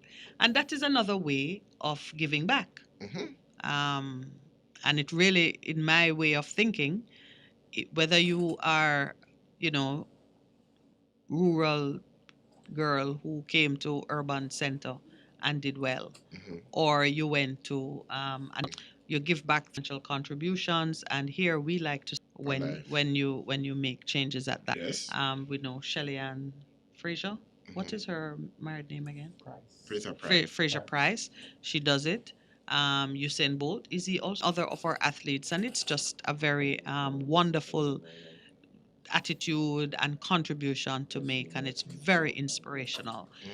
And I think that's probably the best gift. True. For those who are in the community to see that this is possible. If she has done it, so can I. Good morning. Welcome to the Morning Connection. Morning, love and bless. Welcome. Good morning, sir. Good morning, all is my well. brother. How was your weekend? Are you strong for strong end? Oh, it's not weekend. It's the strong end. All right. That's Yeah, the man. strong You are end of it. transforming the conversations on this place. But how you do? The president cannot give thanks for it tonight. Good to be here, Okay. But they are listening to the program Thursday. Yeah. And I try put in a call and can't get in a call, brethren. Aye. I'm gonna just a ring and no answer. I'm gonna change up that Thursday thing.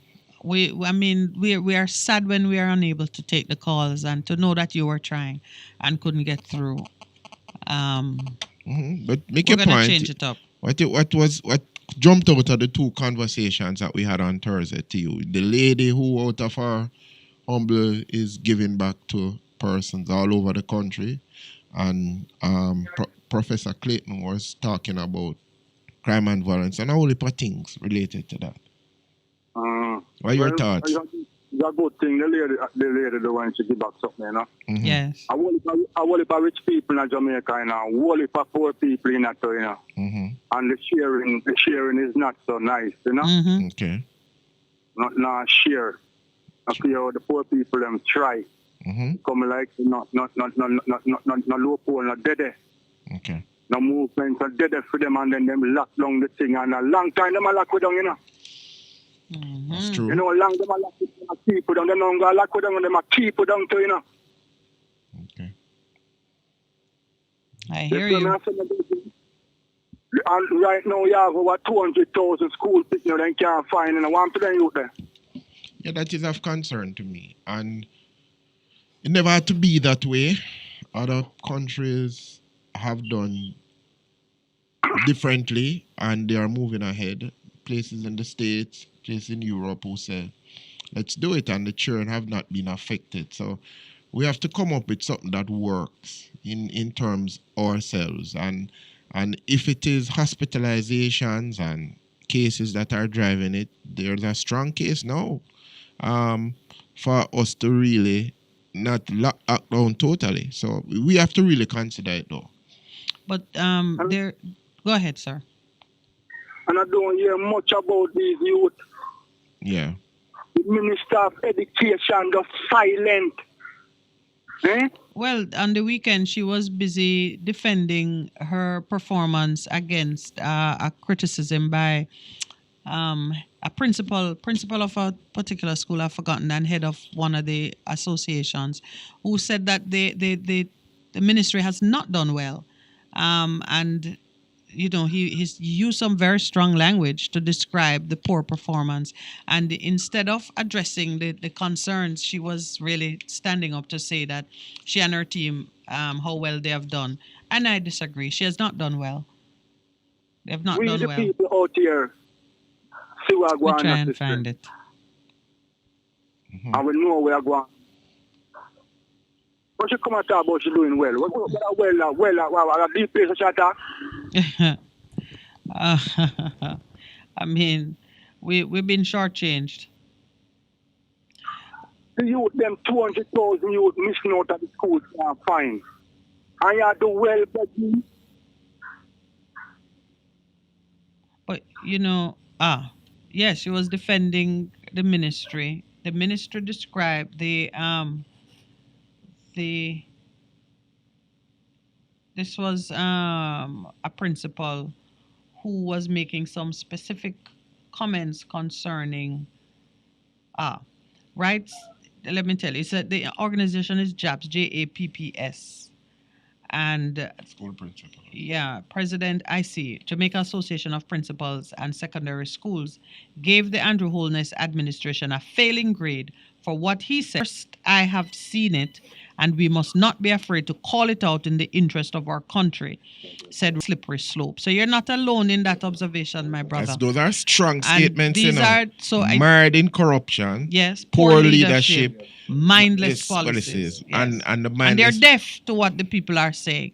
And my hope is that as many persons as call it out, the way you are doing, the deafness will actually, disappear. And what we will find is a more responsive Ministry of Education that will actually put policies in place and take steps to ensure that, we do better. The same principal went on to say that the leadership, he's challenging the leadership of the ministry who continue to be impressed with themselves, while many who know better are aghast at the inept and jaundiced leadership weighing down the education ministry. Wow. So, Mr. Newton, Yes, sir. you hear about some shooting and some whole for robbery and whole for something, and then you hear the age of the youth them were involved in it. They're not busy with that. Yeah. You hit the nail right on the head because When we lose them, that's where they end up. When we lose these children. So when you talk about 200,000 children that can't be accounted for, that is a very grim prospect for the future, because we're going to see them. We're going to feel their hand. If we we're don't, feeling their if we hands don't- already. Yeah. And Yeah. I just say it, when you are driving in Kingston, you will notice a significant shift in terms of the washers of the windows. Some little boys, they just. Well, my brother, just let us stay on top of it as best we can. There's a project which I'm hoping we can announce in the new year. We already have a partner who's prepared to fund an intervention program to just try and recapture some of those kids who have fallen behind. It's a private sector. Yeah, it's a private sector, just a project that is coming out of people who have the heart to intervene. And I would love your support when we announce it in another few weeks. You see, as Reverend talk about the youth them with the white the car grass. Yes. You see, when we get on the road and see no truck and next up there pass on the road at workman night. And a workman night them again, Children. I work boy, but them now, Yeah. Yeah. I feel little youth to sit on stuff them are working, All right, brother. We hear you and we share your concern. Stay tuned. See what we can do about it. We have another caller on the line that I just wanna share with. All right then. All right. Good to be here. Yeah? All right, my brother. Thank you so much. Good morning. Welcome to the Morning Connection. Good morning and season greetings to you. Also to both you, of sir. you Thank and all you. our listeners and callers. Thank you. Yeah. Pastor, you read from the Bible. Yes, Ezra. Early on. Yes. They're instructive. Mm-hmm. They're instructive. I think we should all have a look in there and see what is there that we can utilize in our thinking and doing. Yeah, man, it's a pattern. The pattern set, yeah, man. Yeah, okay. And it was policy directives of the day. Came from the governor, the government to the king. This is a policy directive. And so that is why policy is so important in terms of driving what happens on the ground. And if the policy wrong, everything wrong. Yeah, and if you're not monitoring it and testing it against what you expect or whatever thing, you're off track and you don't realize it till things toppling over. Yeah. Yeah. Which is probably how this administration is operating. Can't be why you expect only what happened online. Take for instance, you just mentioned what happening with the caller mentioned that the boys are out there, out there extra at the car, At the watching the car stoplights. glasses. Then, Yeah. if you take a little look, it should tell you what's going on. You probably find some of them. It's not all, most of them. Right? And he talked about them, they know what work on trucks. And you have an opportunity to engage them to be doing. Right? If we care any about the future. About now. It's about now. It's about future. Because if you don't care about now and do something about now, the future bleak. That's true. Bleak. Yeah, they're on the same wavelength. The heavy weight. Yeah. That is being carried heavy off. Yeah. Enjoy the season. You All too, right, my man. brother. Thank you. Keep in touch. Okay. Thank you. You're good. Take care. Yes. And again, I say to our faithful listeners, those of you who can make it in to visit with us, for the last week of the year, we are going to be opening our doors somewhat. For the entire week, a couple of the shows are going to make a very extra effort to have giveaways and to, reward our listeners and have a more sociable.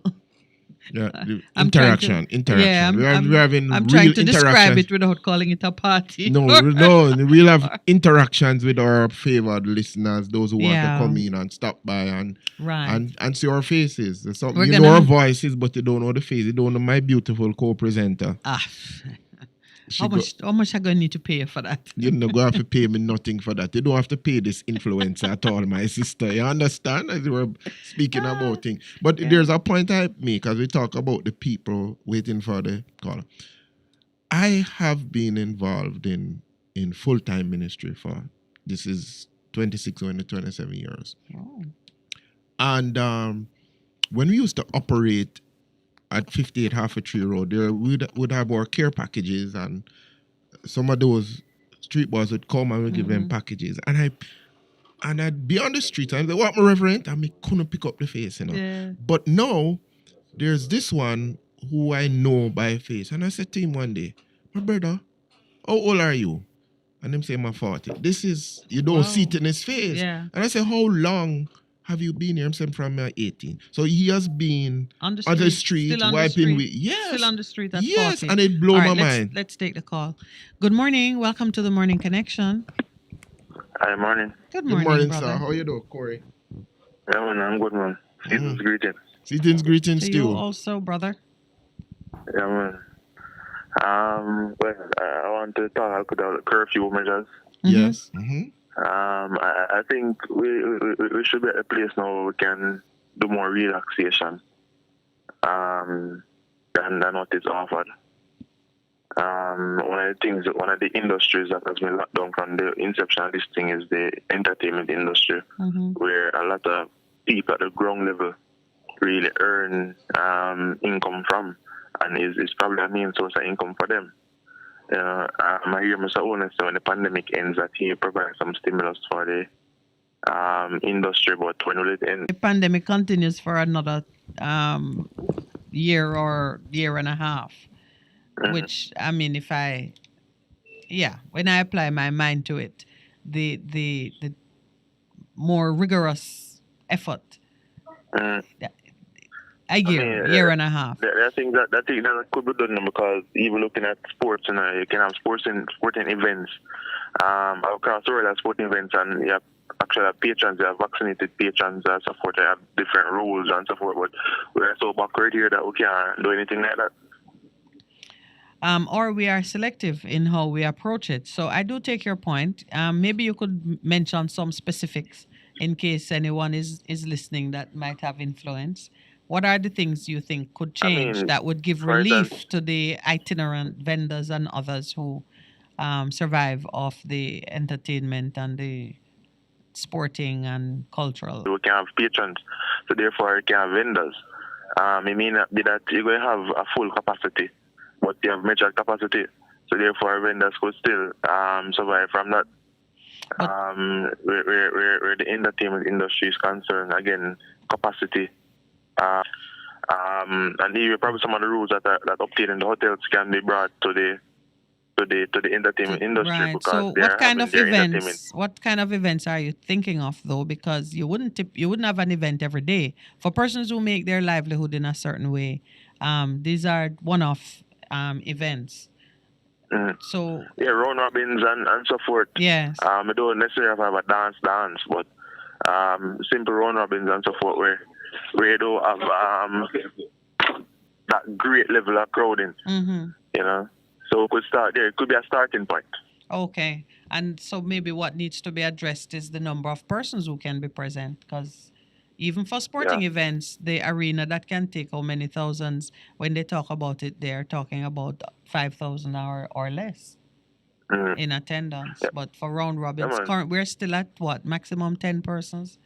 Or are we at 50 persons for an event? I know. I don't even keep track of it. But who tell us that they not keep round robin? You probably don't drive up on that. No, I know that they're being held, you know. Corey. Let me tell you something. I have to go downtown most evenings are regular to pick up my son. And I drive apart from Seaward Gardens, Olympic Way, down and thing. My brother? The place look lively. Oh my Lord. Corey, I am saying it and I'm saying that even one time I had to comment and saying, boy, this is crazy. I don't see anybody wearing masks, but the traffic is congested on both sides, parking on both sides. So if a container or something coming up the road, but you drive and you see it, and I don't think it's only in that place. It's all over in terms of people are going about doing a thing, and it begins to build up Thursday, Friday, Saturday. The people are out there and they're doing their thing. So I don't know in terms of what next, but you see, the thing is, people are doing that and people are going about. Some people are adhering to the protocols. A lot of people are not doing that. But as you say, if it comes from the top, you get a greater freedom in regards to what is happening. But it is happening, Corey. It is happening. And I remember seeing a video somebody sent me, a party that was going on. And the parties, you see all the people doing it was on Twitter, and everybody on them earphone in the place come up and they're dancing and thing, but they park somewhere further down the road that they don't even know anything is happening, and then reach into the party, put on the earphones, they don't hear the music, but it's a party going on at the highest level, fully involvement. But no noise pollution. No noise pollution. Oh, wonderful. So we are very innovative, and you have seen it probably. Yeah, man. Yeah, man. All right, thanks. Yeah, but what I'm saying, if it is that we know that these things are being held and these things are being done, can we not regulate it? Because we're definitely not good at enforcement, so can we not regulate it? We can. And I think it is still striking that balance between, what is good for public health versus the survival of man. Yeah. And if public health wins in any one moment, then we need to step up and not plan stimulus money for when the pandemic is over, but keep people surviving now, so that they have a fighting chance. I don't really see it. I don't see it as a choice. I think we give the support now, balance it out, so it remains balanced. Pastor was looking at the numbers, COVID numbers, and I think it says no new cases on the 19th. That was yesterday. 0 new cases. So we are steadily gaining against the virus, and we don't want to do anything that might jeopardize those gains, while at the same time we want to make sure that our brothers and sisters are alive. And one more thing, the BOJ numbers, COVID, still intendant and shrinking the economy because they're saying that they have more interest rate hikes to pursue further. Well, and now the guy Paula said is, we have to balance people's life versus what the monetary things are. Because the truth is, what happens in these situations, and they're not telling us, rich get richer as a result.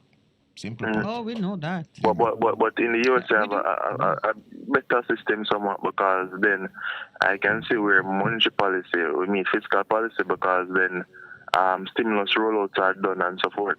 And so that was part of what drove inflation, because you had more money in the hands of buyers than goods. I do understand that, but then again, you have to balance lives with everything else. Yeah, always a balancing act. If people didn't have the money, then probably some of them would have died from starvation and so forth.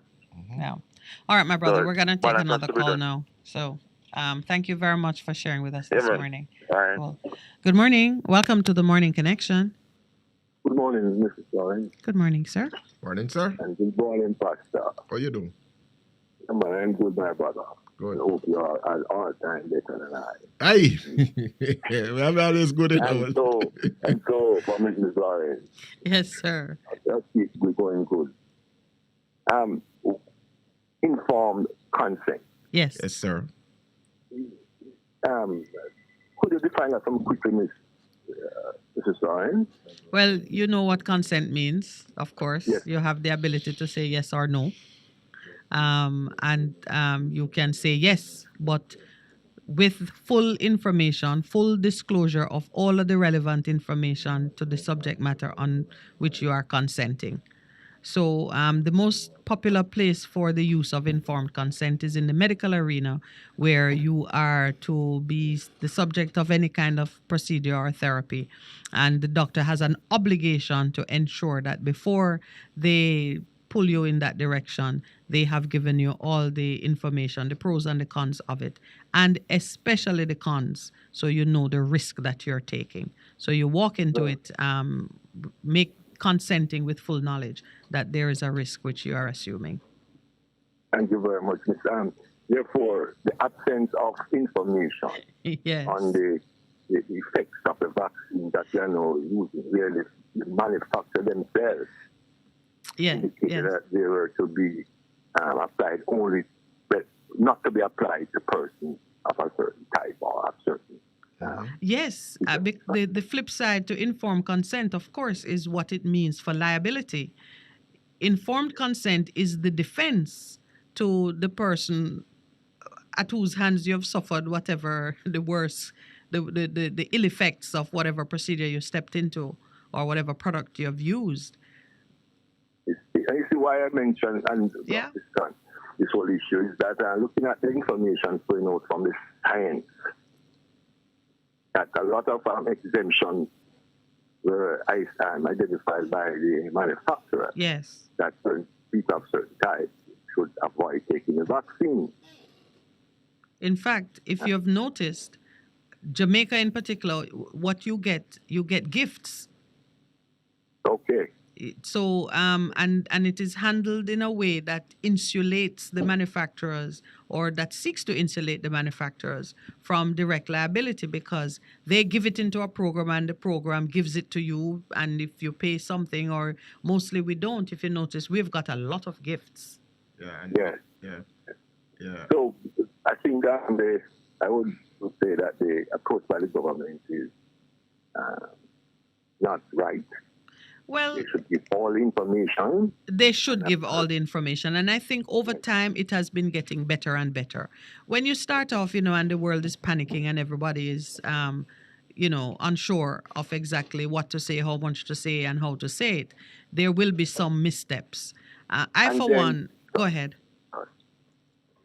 So I was saying that the effectiveness of the application, vaccine or whatever, but the effectiveness of this particular. And guess what is happening? Once you'd say, I'd call them adolescents, teenagers. No, it's gone below that, because the adolescent is and they tell you the story. It's serious. And then somebody was saying usually have men who work on the construction site. No, it's pure boys working on the construction sites. And then over in St. Catherine, because here that the young members age are ranging from 13 to 20. Yeah. These are the boys who are not in school. I know, right. Some of them. And this apartheid system that is now being planned for January should be thrown through the window. We must demand that they go away with that and allow every single child back in school and get them back in school. Yeah. All right, my brother. I have a caller on hold that I need to get to, but But I do thank you for your input. But it's important. Very Points well important. made. Yeah. Yeah. Yes, all right. A wonderful day. You too, my brother. Good morning. Welcome to the Morning Connection. Thank you for holding. Morning. If I can bring some patient more from the patient. You're not ordinary now. Look how you opened the program this morning. Where's Santa Cruz? What to call about. I just started in Sunday Mina because I bought the Sunday Mina from Sunday and I didn't get to look through it. Just to listen to it. I saw where the about woman or man, whatever she is. Did you saw it? What, a transgender? No, she's asking the opposition leader to apologize to right for calling Minister Montague a little, well, not little, and for being disparaging in his comments. Right, Mark Golding is being asked to apologize. I saw it. Right, I saw it. To call Montague a little boy and minister of scandal. Right. No, what do you think about that? I think technically she's right, but I'm concerned that you kind of single out one thing and address it, but there are so many other things. But technically, she's right. Those are disparaging comments, likely to be inflammatory. Yes. And we're trying to set a higher tone. Not illegal, mind you. She says it was in breach of the code of conduct to which they've happened like in a private meeting. It happened in a small meeting, right? Yeah. What I'm saying, compare the JLP and MPs together. Yes. When those JLP men begin to talk, especially man. But so hold on now. You gotta tell me, do you think that two wrongs make a right? But I don't see it. May I ask you how you see it? Because she refrained from commenting on similar behavior on the part of the government side? I don't think that is any apology in politics nowadays to hold. Okay, so you're applying a different standard. You're saying that those words in and of themselves don't rise to the level that require her to do anything. No, okay. It does not. What do you think would rise to the level? Well, if you would call it like, say, maybe a thief or stuff like that, or going to his family, you know. I see. Say, boy, I hear that. I remember when Babs Grange called. But you know, she said the justification she gave for her ruling is that making it personal to the minister as opposed to leaving it as a commentary on the ministry. She was making to the point that you're saying that the things that ought to stir her into action should be things that attack his personal integrity. She said that those statements amounted to a personal attack. You don't agree? You don't agree? I don't agree compared to what I hear from even the Prime Minister mouth. Yes, but that's what I'm saying. No, we can take the view that she shouldn't have sing. She's not being fair. But okay. And that was my concern. I did wonder if she was being fair. From ever since, you know, yes. The PNP is a weak opposition. So everybody, what people curse the PNP with, you know, and get away with, they will never do it with this party in power. That's interesting how you call them a weak opposition. Because they're always weak. Meaning what? They don't fight and carry on about personal attacks, or they are not good. They are not good at carrying out the people or defending the people when they are in opposition. Because if you're a weak opposition, you're a weak government too. Because weakness is weakness. No, PNP is always laid back. They're not fiery like. All right, this. So weak is not the right word. What should I say? No, what I'm telling you what weak mean to me. So if you're capturing, it sounds to me you're saying that they are not, they have a thicker skin. Let's put it that way. It sounds to me you're saying they have a thicker skin than the JLP. So when people, the ordinary, you know, name calling and so on, don't stir them into aggression. Right, that's what I'm saying. That's exactly what I mean. Yeah. That's exactly what I mean. They're more laid back. They're more intelligent, more educated, so they're not into that, you know, Yes. You know? I hear you, my brother. And I think the ombudsman or woman or whatever person should strive for a greater show of equality in how she handled those issues. Because even with the man who painted the sidewalk green, the only penalty was to go and clean it up. I think there could have been more. She could have done more with that. There's another thing I want to talk about. All right, say it for me.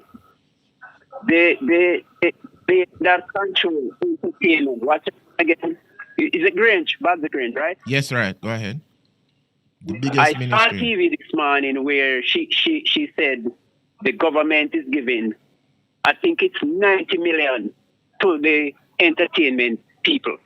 60,000 each. You can apply for a grant. Yeah, you have to be registered with them to get it. Who wish getting it? Who? Yeah. You're asking who can get it? Yes. I saw one set of standards in the paper today. And you have to go online and register and some various things that mean that but one of the things that the people who really need it may not get it. There are a lot of, for a very long time, we have been saying, remember the $10,000 disbursement. Now I'm hearing 260,000. That was in Thursday, Friday. Gonna get it part. People and Ministry of Labor gonna get it. Now we're hearing this other grant. Mm-hmm. I just Did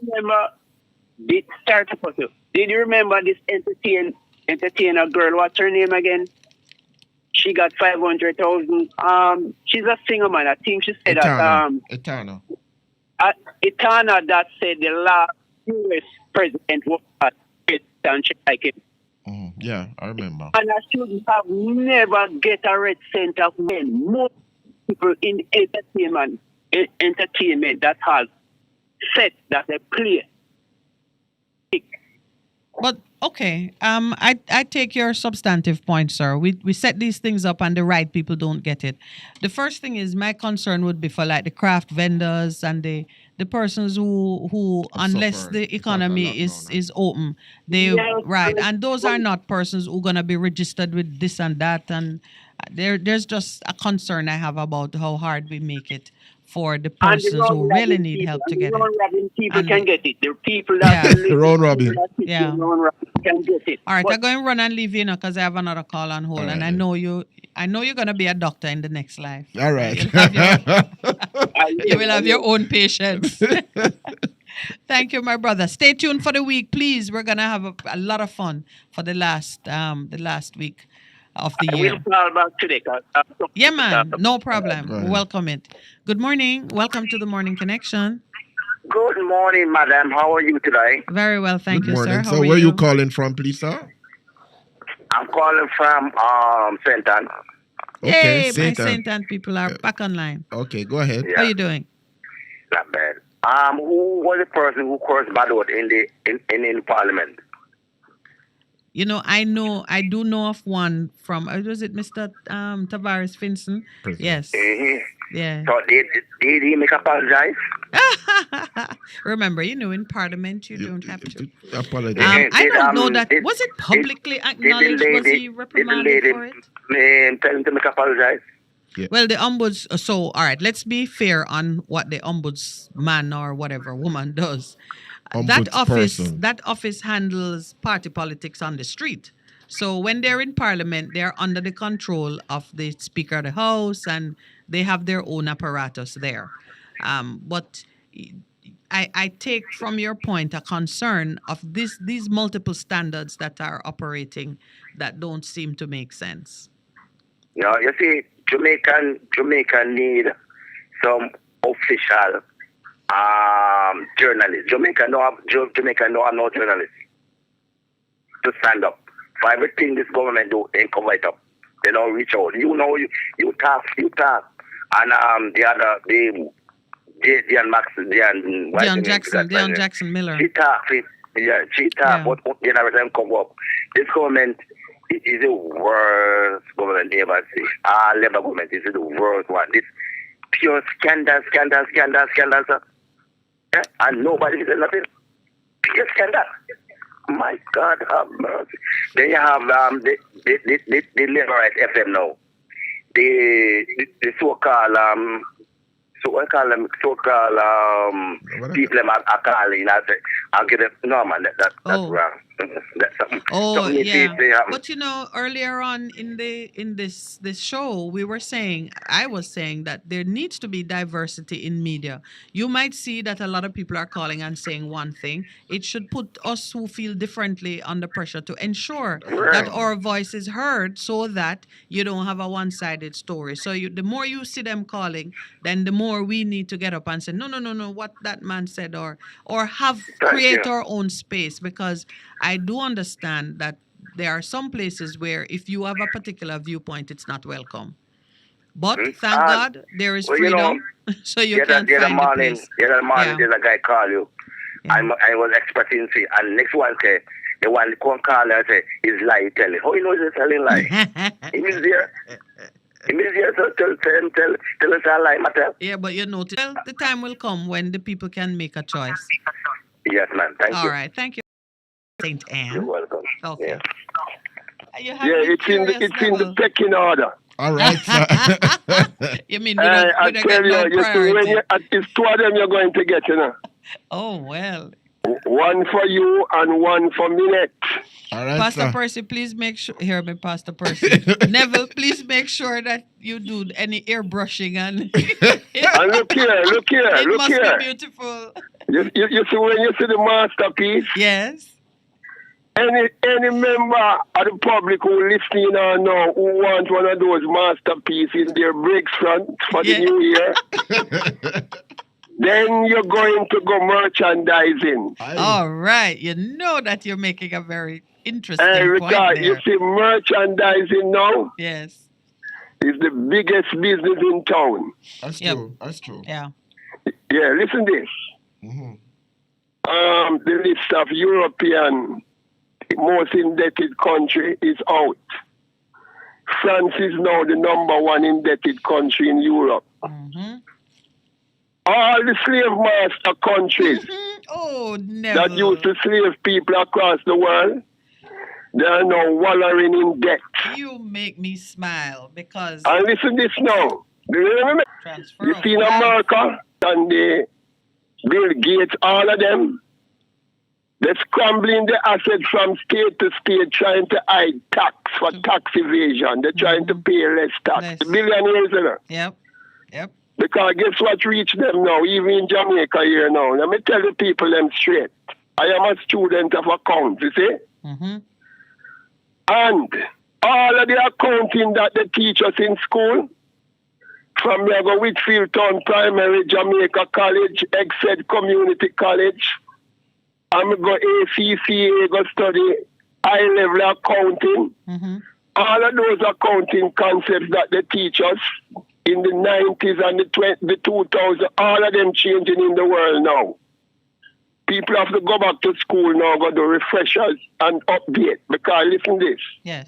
There's only 5 companies in America that is carrying the S&P 500, which is the biggest stock market in the world. Only 5 companies carrying it. And this the is rest of them pop down. And this is when you apply the traditional accounting policies and procedures to create your accounts. Only 5 can qualify. Thank you, Minette. So and listen this further. No, rewrite it. Listen this further. With the impact of COVID, yes, climate change, the digital revolution, there is no government in the world from Antarctica to the Arctic that can withstand the ravages of these great changes that is upon the land. Yeah. No government. Can make no PNP and no GLP telling you no mascot. They might run for cover. So Neville, transfer of wealth will take place. Responsible, prudent, and be better stewards. Yes, and stop depending on government. Because let me tell you, I hear a lady just call and say they're not dealing with the people fear. Let me tell you this straight. When they have their cabinet retreat last weekend, one of the things that the Minister of Finance was dwelling in their retreat was that most Jamaicans are not playing by the tax rules. I just love it how you have this inside information. I want to ask you how you know. Miss Minette. Yes, never. Miss Minette. Yes, Let me tell you this, you know.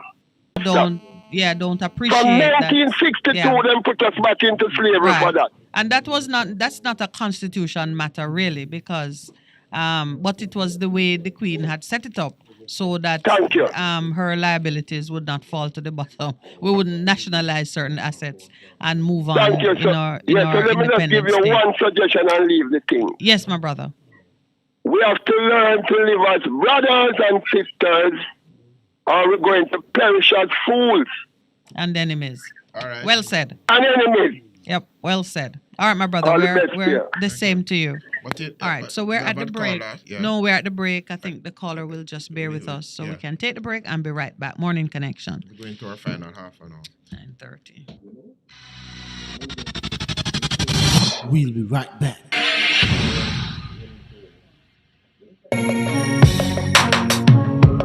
Looking to clean your vehicle super clean? 123 Clean Car Wash, located at 2 1/4 Osborne Road, Kingston 10. Entrance on Grove Road, below brochures and more. Call us today at 4 East Bloomsbury Road, off Hagley Park Road. Vijay Printers, your best choice. I don't know if it's 2 months ago with this gentleman of this political independent party. Yes, the UIC. And he did march a peaceful protest. Yes, he did. About, I think in September. About the vaccine. Yeah. He spoke about informed consent. He spoke about the right to march. There were a lot of issues, and he was locked up under the DMRA.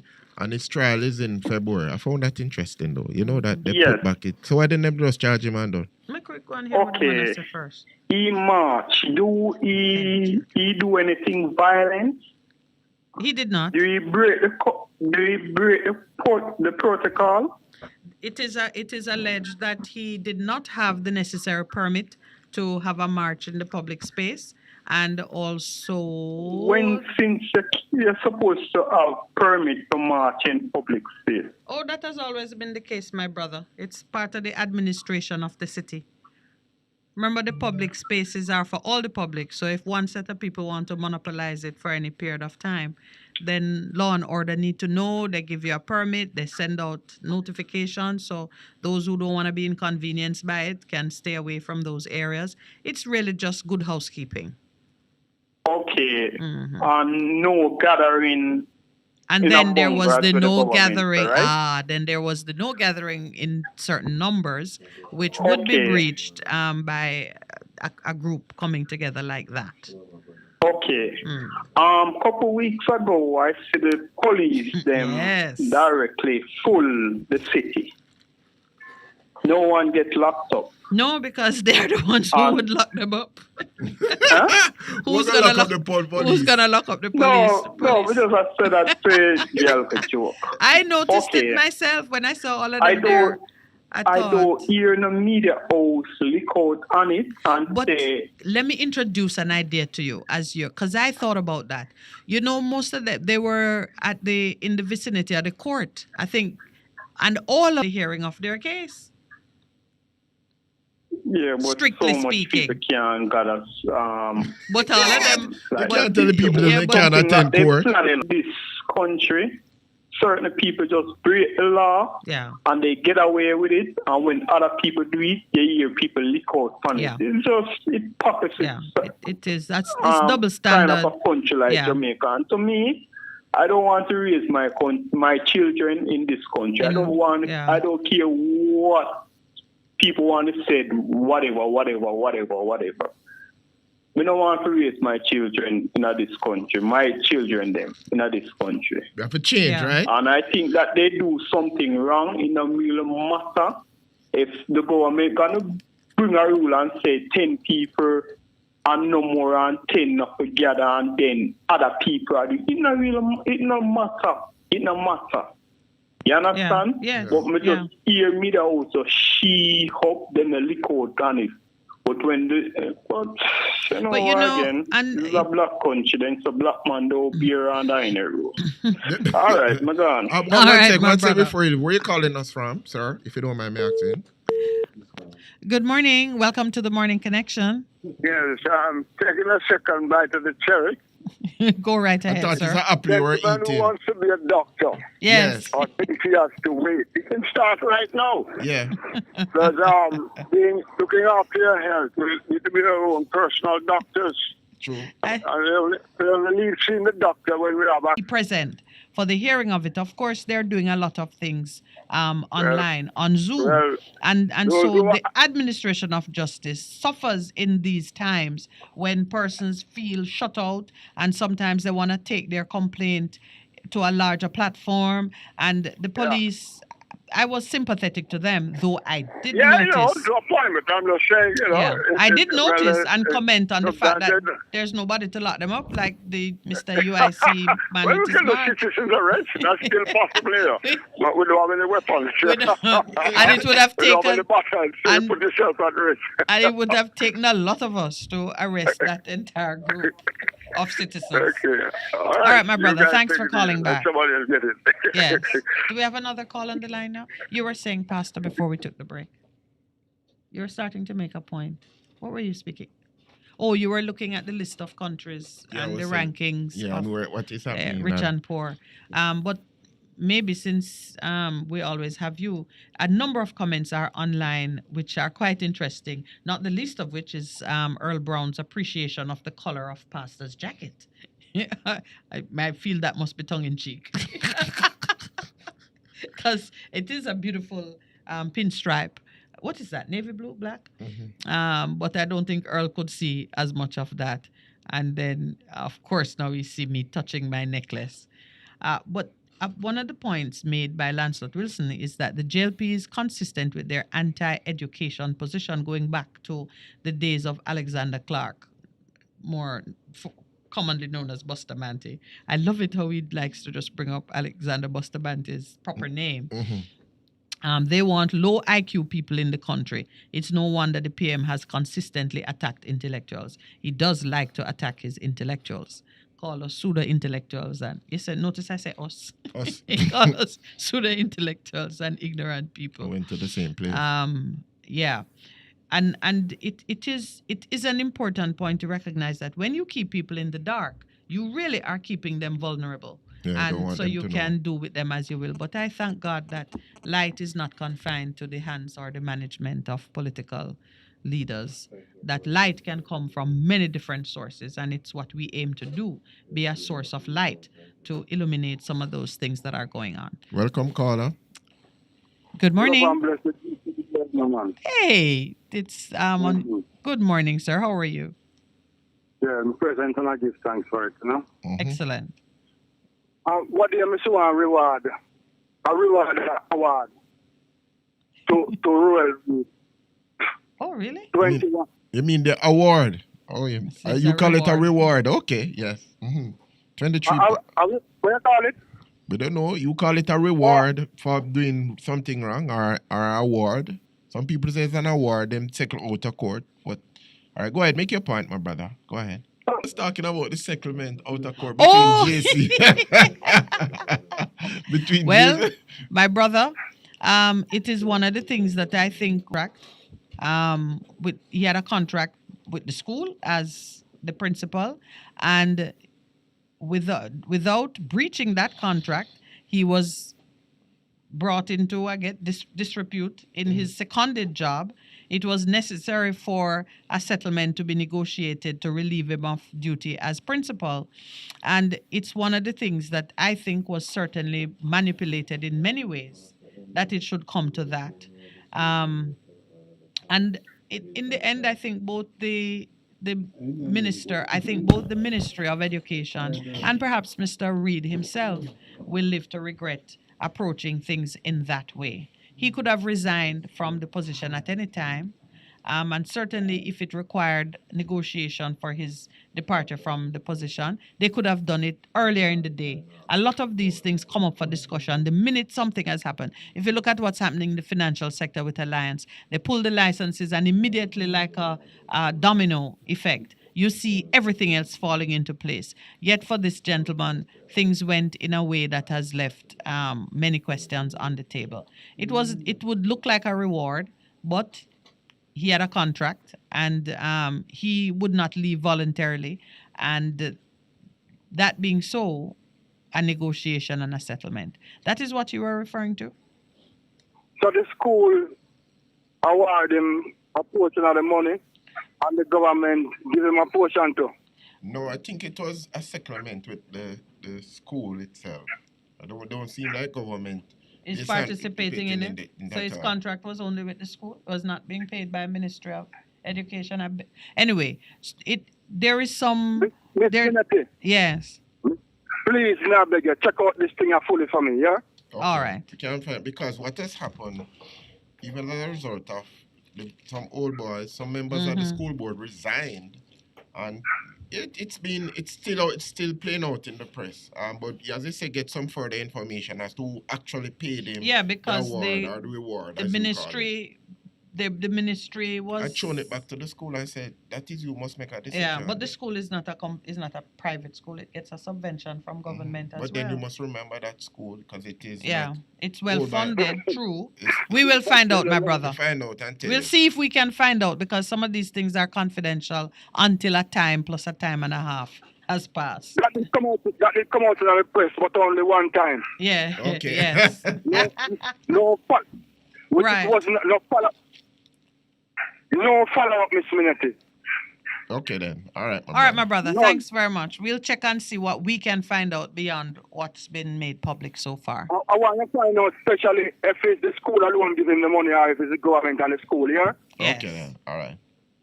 One love, Miss Minety. One love, sir. Good morning. Caller. Welcome to the Morning Connection. Yeah, bossing on. That was number 3. Yes. A lot of us will get some understanding about the resonance of sound and music and communication. How it affects what's going on and some of the negative things that we see. I don't know if you can find some expert review. Common person, what exactly you mean by resonance of sound, music, and communication? Frequency. How it affects us in terms of our function. Okay. So leave it to the Rev. I wanted to call him another name, but I don't want to provoke him. But it's not a joke still, you know. I remember this gentleman actually came and did a presentation. And that is why we see some of the bad music. From its radical days of what was it again? Socialism and communism and that brand of politics, which was so... And then, let's see, says that stigma still remained a mental challenge as I see looking from outside. Maybe wrong, but would like to see another side to that analogy. How has our politics changed from those days of what some would call radicalism? And then he goes on to say that effective opposition need to be strong for the people regardless of what is happening externally. That is very true. That's very true. Yeah. You have to... even though you have to take that into consideration in terms of your decision making, as I often says, we have to continue to stand as we come to the close of our show. Oh, we're getting to the close of our show. We are good for your people, but you do that in the context of a global environment, and you as a leader have to balance it, and that's why you need the wisdom. How do you do it? Like, I remember we've had a discussion when somebody was saying, all right, now China is on the up in terms of... No, I'm just saying, it's like how you did use the word ancestral. You understand? You sell the soul for a pottage of... You're selling in terms of the cycle, the 5-year cycle, the next election cycle. I'm not thinking long term. And so we have to get back to that. How do we and how do our leaders balance what is good for Jamaica with all of the geopolitical things that are happening? So at the end of the day, we come out, we don't lose. Yeah. All right. So it is the last 10 minutes. So I will not try to make any big points at this point, except, of course, I am appreciative of. I was really looking at what was being said online, because this is our diaspora at work on this chat. It is some of the listeners who are abroad sharing their viewpoints, their perspectives. Indebted. And what I've always known, not always known, but diaspora, because while we are looking at the Jamaican diaspora, Africa is looking at the African diaspora, of which we are a part. When and well received, I believe that transfer of wealth, which is, and then the sing more on the sweet Jamaica part, come our position and think past those things. Thank you to the listeners online and to those on air. There was a caller who was promised to call back. Oh, I guess he didn't. He didn't make it through the mist. No. Keep your point, my brother, and let's continue the conversation. In the course of this week, we are going to be, I think Nigel Myrie is going to be speaking to us on Wednesday. He is the current executive, the director or manager of the Association of Cane Farmers, All Jamaica or All Island, something. It have a very long name. I'll tell you more about who he is. My interest in speaking to Nigel is that he has been at the forefront of trying to reimagine and re-engineer the future of sugar to some extent for the small farmers, but also the repurposing of the sugar lands and just making sure that the thousands of persons who are affected by all that is happening with sugar, that they are not displaced, that they are able to come into ownership of land and have a clear path forward. So Nigel is going to be speaking with us in the course of this week. We'll speak more about that tomorrow.